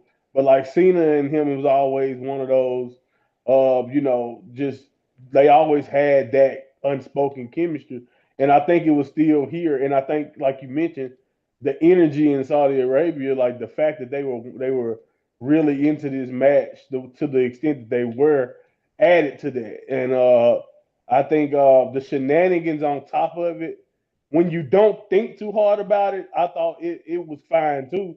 But like other than like, I mean, I know once again we have somebody flying a long way to be a hater because And Jimmy because Uso like can't be fucking bothered. right, Uh, right. We got somebody flying a long way to be a hater, pretty much.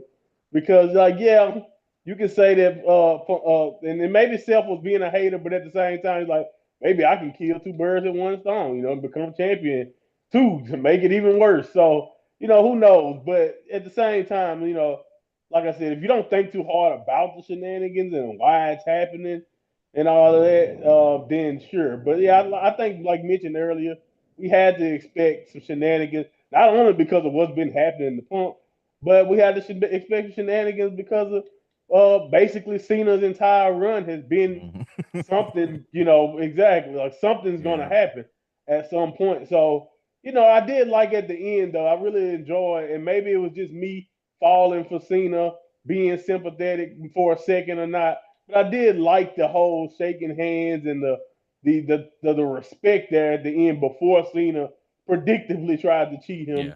and then we get to the finish and all of that. I thought it was really cool because again, when you really think about it, Cena was always on the right side in those situations. So even I think even Punk, I thought it was cool that Punk kicked it because Punk would have did the same thing if we thinking about Punk for real.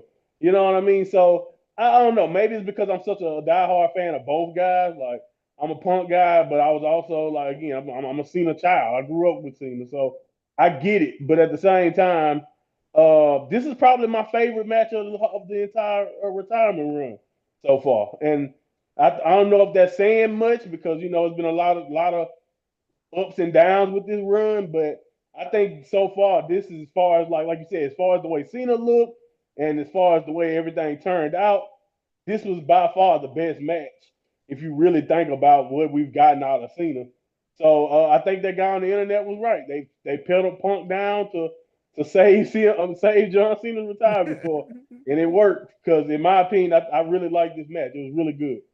Yeah, even Punk said I was mentioned on SmackDown, but he did say to Cena, I think it was caught on camera as well, like, I'm really going to miss you. So you can tell, Right, as you it's said, love, even with man. a pipe bomb, Punk had respect for what Cena was. So Exactly. even with that, and again, Gina, there's a couple of things. First off, John Cena just acted like a babyface in this matchup, which again just turned him already. And secondly, Triple H has got this habit. I don't know if anybody else has noticed it of entrances during the main event matches. I don't mind interference, but not like full blown entrances. And Pimp we've was had doing his walk. yeah, exactly. Like we don't need pyro and music, and it's not Roman Reigns at the Royal Rumble. Do you know what I mean? I mean, Gina, what were your thoughts? I mean, my thoughts were quite similar to Jackie's thoughts. The main thing I took from it was the ref, but Isn't it the same ref that did that longest run, and That's what he's I'm saying. That's Robertson as did the well? long run in and every created it. Yeah. Yeah, like fair play to him. I love the fact that after the show he tweeted, he Yeah. tweeted John Cena calling He's him a still, bastard. I think he was still knocked out as well. He sent a picture of him at ringside a couple hours later. Still knocked out. So no, it was an entertaining finale, but like you said, it did feel like John felt more like the face in this, and I don't know if that's because the crowd were kind of more behind him, and they had their own kind of beef with Punk anyway. So, and again, with all the added shenanigans, I had a feeling this was going to happen, but when this happened with Solo and his bloodline and the introduction of Hikuleo, sometimes you're just like, oh my gosh, are you going to do this for every match? Where you just have constant interference and a million people come running out. So yeah, in a way, it was kind of a repetitive of like Solo's match, but it was also interesting to see the shenanigans that went down. I wasn't surprised to see the crowd was more behind John. So yeah, kind of just turning back to a face because clearly the heel gimmick isn't working. But yeah, regardless, I enjoyed it. I thought it was a good way to end out the show. Yeah, without doubt. Jaxie, give us your score out of 5 for the main event. Oh, I thought this was a good match. I'm gonna go for a 4.5. 4.5. Monty? Yeah, this is a really good match. 4.5. Well, and Gina? Same 4.5. 4.5. Yeah, I'm going to give it 4.25. Predictions. We all went Cena, so it means final scores. James, Jaxie, and Gina on 5, but Monty on 6, and a Hey, we making perfect it. Oh, score. hey, Ah, making it. ah. If my Hey, It stupid mind hurts. didn't go carrion, I could have been winning the same victory right now. Yeah, Damn and we it. making Solo. it. You know what I'm saying? 2 months and 2 events, and you let him in. I know, I, I know. I can't be responsible for stopping him. All I right. am the king of the I'm world. trying my best, James, okay? I'm trying. Well, someone's got to. Someone's got to. Anyway, so it means bonus I got league. AEW. I got WWE. Bonus league. Gina I on got the 10, bonus Jaxie league. 13, James on 14, Monty is on 16 now. The WWE league is just fucking stupid. I'm on 2, Gina's on 4, Jackson 5, Monty is on 6. Just makes me Oh, I sick. mean, how many Um, WWE shows has it even been this year? I feel like I done won like almost all of them. You're not Man, getting let's a go. fucking. Come You're not on. getting a point for winning all the shows. I'm not. I'm not doing it. Anyway. Anyway. Overall. Whew, calm down. We want match of the night. Match of the night's quite difficult. From the scores, it looks like I went Cody Orton, Jaxie main event. Monty was main event, and Gina, you went Fatu and Solo and the main event, both on 4.5. Which one are you going to pick? Oh, which ones did I do? Fatu Solo and the main event. I'll go with Fatu Solo. Yeah, well, I've written that down. Thank fuck. So that was lucky. So then, Monty, I'll start with the winner of today's show. Who is your MVP and what's your rating out of 10?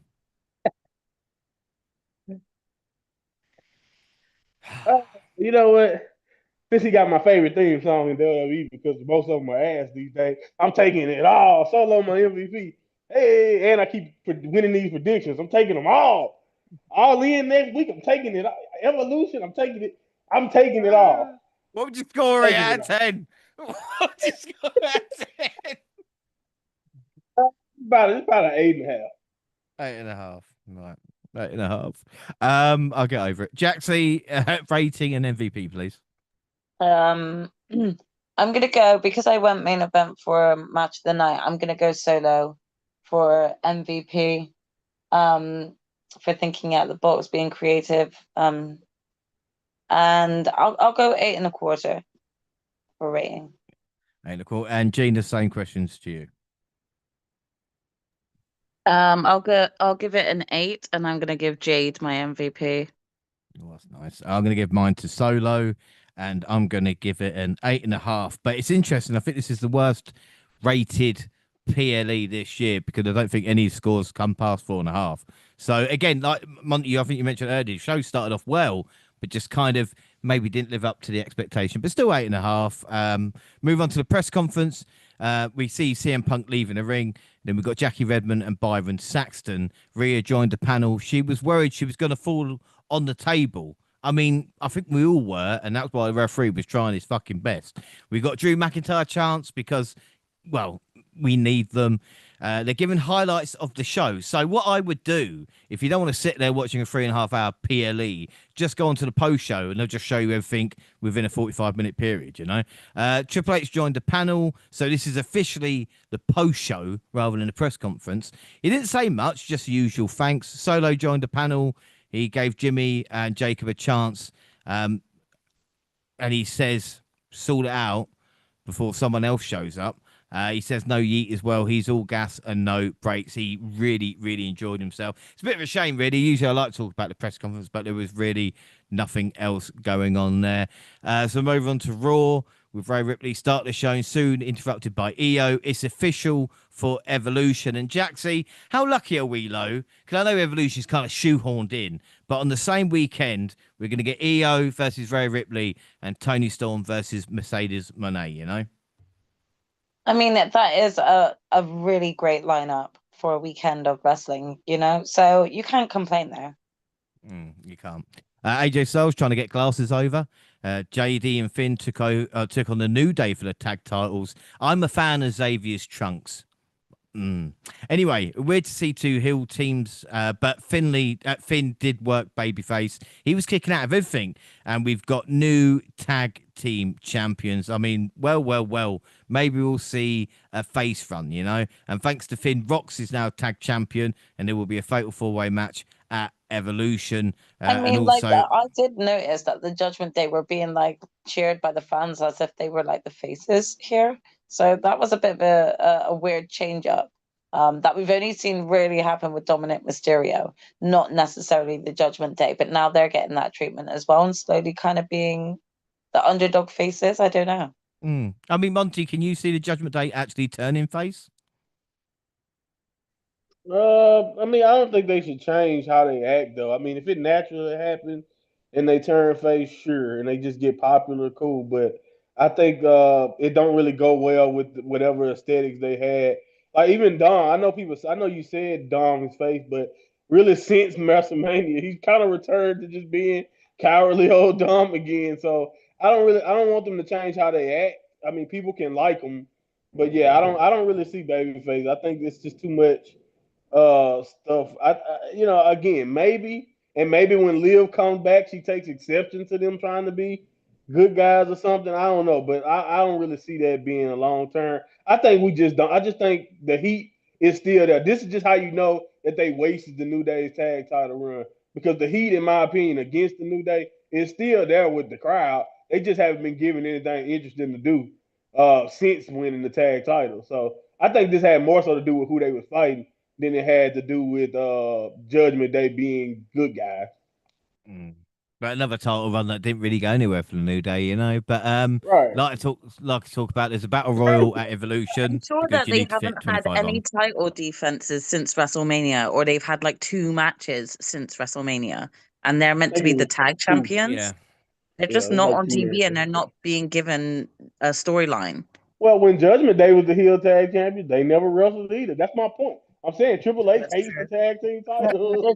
this He is just hates literally them. going all the way back to what we were discussing at the very beginning of this pod, hmm where the champions seem to be forgotten about the moment they become champions, and it just all becomes about the opponents. Like they Yeah. kind of just leave the champions in catering at this point. Good news though, we did get Ludwig Kaiser sighting, looking at American Made, and I'm not going to say he wasn't Americano, but I mean, unless you know, Grande Americano grew like I mean, at fucking least five and tag a half him in inches. America. We'll see I what was just putting happens there. anybody behind the damn. Yeah, exactly. Like this is crazy. Rusev is the Andrade of 2025, but luckily Sheamus is here to smash it up. Rusev got Yeah. the wins. We shall see where it goes. But again, I mean, Jackson, we've spoken about Rusev as well. This was a good match, but the crowd are just not there at the moment, are they? Yeah, I don't know. I think it's taken them a bit longer to kind of re-warm back up to Rusev. I'm not necessarily sure if that's entirely like true, but or more to do with the way that he's currently been booked so far. But there's just a little bit of disconnect at the moment between the crowd and Rusev as a wrestler. I'm really not entirely sure. Like he's kind of become like uh he's like he came back in as like a heel, but like he's not really doing much heelish tactics at the moment. And I don't know if that's because of lack of like, screen time and not being able to do much. But yeah, I don't know. Maybe doing this stuff with Sheamus will actually reinvigorate something for him. I'm just not sure how else to I go hope about so. it or his booking at the moment. Yeah, Lyra's getting in Bailey's face too much for my liking. Luckily, they had a match become number one contender. Unfortunately, it ended in a draw. We then had Gunther said he could beat Goldberg in 3 minutes. When he said who would be next, Seth Rollins made his presence felt. He told the champ the briefcase controls both world titles. CM Punk chased Rollins away and pushed over Gunther, and Seth ran right into LA Knight. And Monty, you know how well you're being booked when you're kind of like a secondary character in a feud here. But I mean, LA Knight, Seth Rollins, at least it gives LA Knight something to do, I suppose. Not only that, you know how well you've been booked when I don't even know what the hell show you supposed to be on anymore. Don't get me started. Don't get me started on the draft, I tell you. Uh, and then the main event. Well, before I should say, Karen Cross did not take his loss very well. He Aaron Judge Sami Zayn. So Zayn wasn't. I've seen people take a loss better. Zayn wasn't 100% when he teamed with Penta to take on the Bronze. Breaker got the pin on Sammy with a spear. Jey Uso arrived with a chair, sorry, and a monster pop. Well, I suppose 2 cheers, and he cleared house What a to pop. close the show. Yeah, I mean, come on. Anybody that's like Jey Uso, look, he is the most over face that WWE have got right now, apart from John Yes. Cena, ironically. Like, that's Right. probably the two guys. Right. Like by far. Like Yeah. he's like I remember we talking about Cody and it's like Jay is so over right now. He's past Cody Mm, easily at this point. Like, yeah. yeah, it's crazy that I don't know, man. It's when you have a pop like that and you just come in to make a save, and like I see the signs and you see the T-shirts in the crowd. Like the people waited all night to see Jay, and the only thing he did was do that little bit on the show at the end. That's how you know you over, bro. Like it's getting No. all. I'm not saying he know what nobody does the Austin pop, but we getting there. It feels like almost. Yeah. I completely agree. SmackDown was pre-taped so they could have July 4th off. Fucking hell. But you don't know how happy it makes me that SmackDown is 1 hour and 20 minutes again. Oh, so happy about it. Cody opens the show. Orton comes out to show his respect. The Alpha Drew McIntyre returns and he looked great. Muscles popping. I need Oh, that shirt.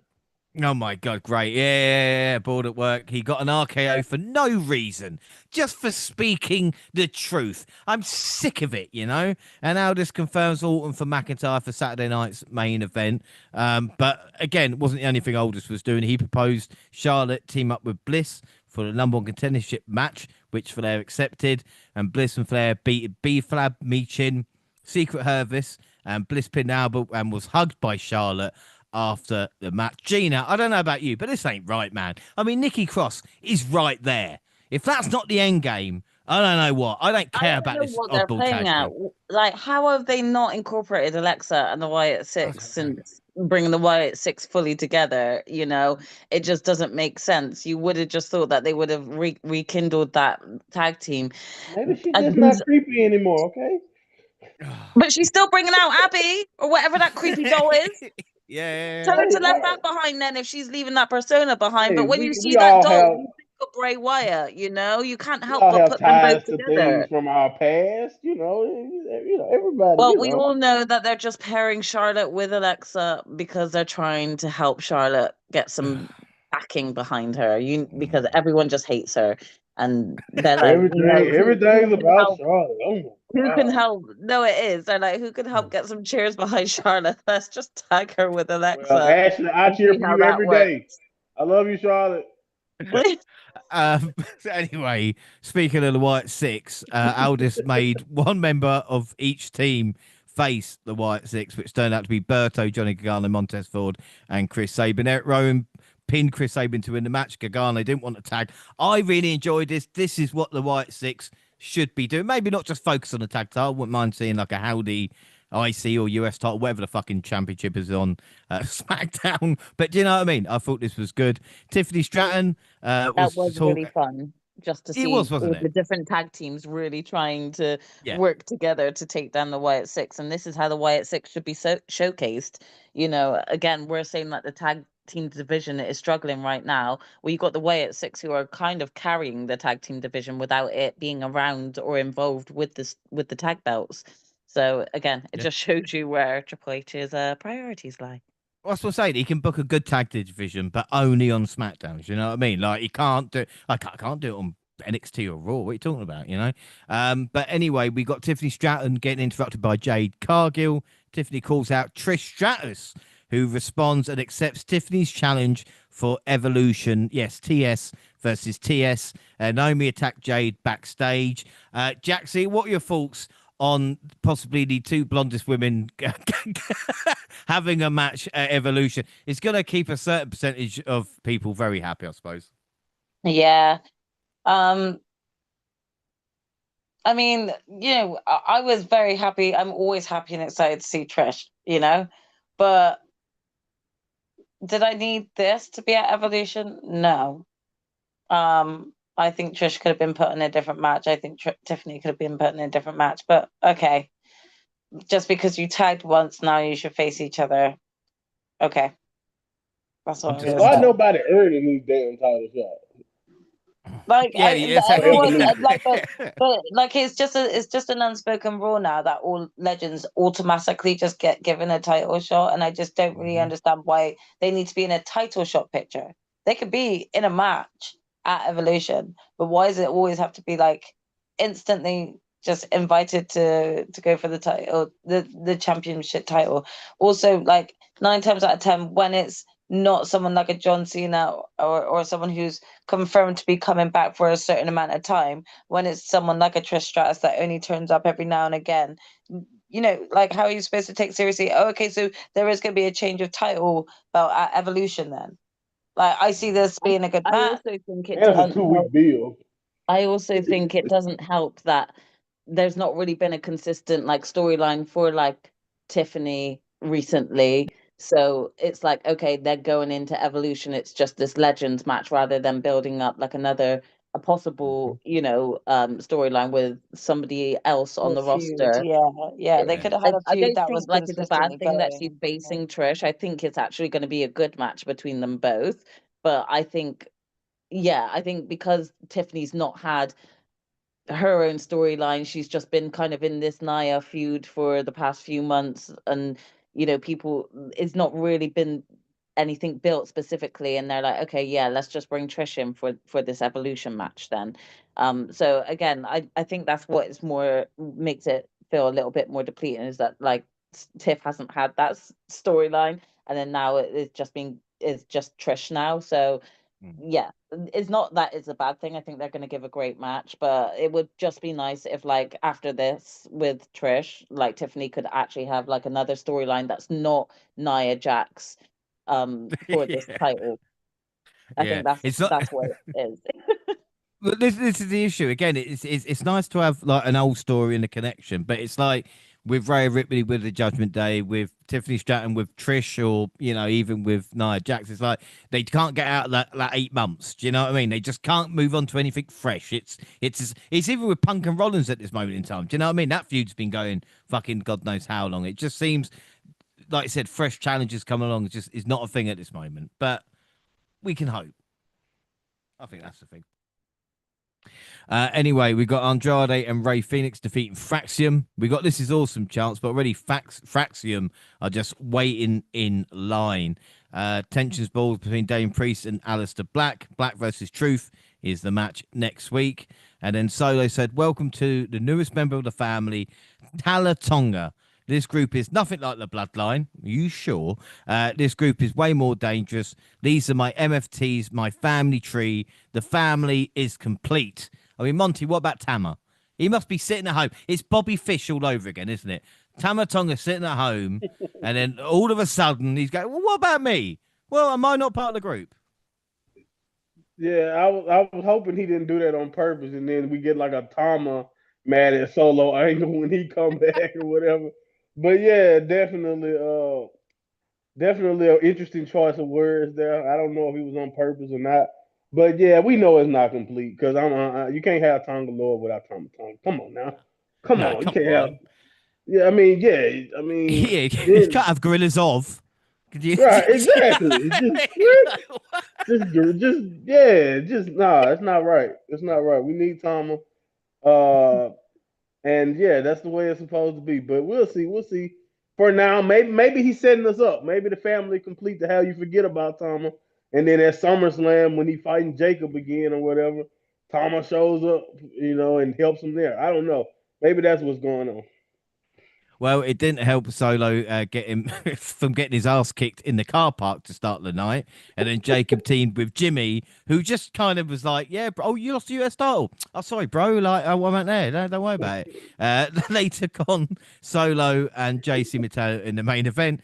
Jacob pinned Solo to get the win for his team. Post match, Tonga Lower gave for two.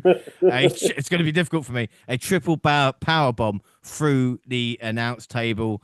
And also, I will say, I would moan about the heads of state advertising, but I watched it, and as long as you don't take it seriously, it is a lot of fun. But anyway, Jaxie, SmackDown.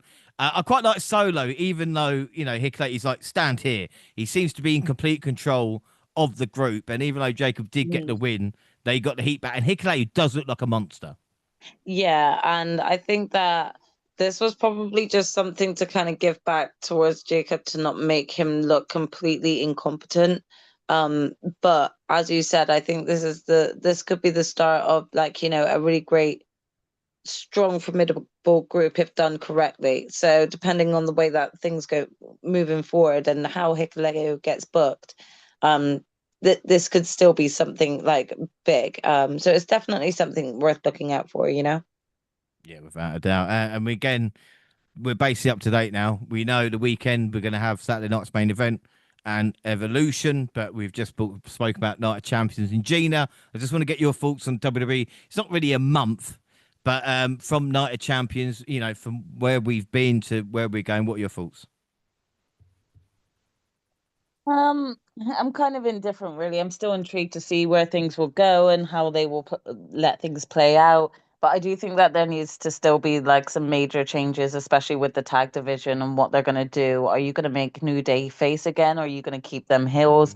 Are you going to do something more with them now they're not champs, seeing as you do more with the people who are not the champs? Like, a lot of questions come out from the decisions they've recently made, and it'll be intriguing to see what comes out of SummerSlam and Evolution, but it would be nice to see them just try to create more storylines that are not revolved around championships, so that when there are storylines around championships, it actually makes it feel more impactful again, because I think that's what we're losing. The impact that these champions should hold and command, is getting a Yeah. bit lackluster. So hopefully, yeah, WWE finds a way to turn that around over the next few weeks. Yeah, and again, we should say as well, for an event called Night of Champions with 6 matches, there was 2 title matches. So I know you have to fill out, Raws and SmackDown before. Like I said, there's some work, and like I said, Triple H at the moment is going through maybe one of his toughest periods. So it's interesting SummerSlam with everything that's going on as well. But that is it. Don't forget, across all social media, X at the WNR Podcast. I'm at the WNR Pod James. You can find the entire WNR team on the banner, also now on Blue Sky, WNR Podcast, and Reddit. Jaxie, where can people find and follow you? You can find me on Twitch, Instagram, and Twitter at Jaxie Scarlett. And Monty? At my Monty Pod on Twitter. That's where I'm at. And Gina? You can find me on them at Purple Pain. The WNR also on Facebook and Instagram. Send us an email to WNRpodcast@gmail.com and YouTube podcast. Same time on YouTube as do SoundCloud on your phone. Also Spotify and iTunes where you can download, subscribe, rate and review there. So that is it. Just say as well with YouTube, we've again hitting records, shall we say, a record breaking month last month. So we appreciate everybody who is liking us and viewing and subscribing and all the other jazz as well. Talk about upcoming episodes. Well, this is interesting now. The upcoming schedule we've got next weekend will be our New Japan catch-up show. I know you guys are so excited for this. We've got Sakura Genesis, Dontaku, and Dominion. And we're going to catch up with New Japan before we start, before the G1 does start. July 19th, we'll have All In, which will be an AEW catch-up. And then July 26th will be NXT Update, Great American Bash, with 4 episodes of NXT. And then August 2nd will be the SummerSlam party, the very famous WNR party as it was. And we'll have a mega-size show because we've got Evolution to review, Saturday night's main event, and predictions as well for SummerSlam. Until then, though, I've been James Lyons, always joined by the fantastic Jaxie Scarlett. Jaxie, you went wrong just once, but it cost you. It cost me big time. You know, the pressure is on. I will get my clean sheet soon. I will get it. I know it. I know it. Yeah, I keep shit in the bed. And then Mind of Monty. I actually said in the group chat, you make perfect score your bitches, and then you got a perfect score. I just want to let you know that Jackson said last time that she was going to get her perfect sheet for Night of Champions. And it didn't happen. I got a perfect sheet. So I want you every week, every time we All do right, this, Jackson, Monty, keep shut up. saying you're gonna be perfect. Don't So call me I out can like be that. How are perfect. you going to call me out like that? I'm just saying. I need that. I Stop need it. repeating what I said. I need it. I need it. James sucks right now. Gina lost the G site. I need Oh, you. I need you. Listen, Monty, stop Motivate calling me out me. like that. Motivate me, please. whoa. I need you. I almost Anyway, had you. I almost had you. I will I get know you next that's time. why I'm Watch. talking, and that's why I'm doing you like this because I need some competition right now. I mean, come on, Jeez. AEW is not even close. I mean, I might not even watch All In and beat y'all. I mean, like, come on, man, like. Oh, do you know what? Shut up, Monty. Oh, here we go. Here we go. Anyway, let's leave it. We'll leave it until we Oh, get my there. fault. I'm being humble. My fault. I need to Yeah, be yeah, humble. yeah. And of course, the genius of Gina and Gina, just between us two, because you know those two got some egos on them. If we've got NXT, All In, and Evolution, so if we get 3 of them right and perfect scores, we're back in the game. Do you know what I'm saying? Yeah, definitely. My crown is just a little crooked at the moment, but it will get back on top. Yeah, we got this. We got this. Anyway, thanks for listening.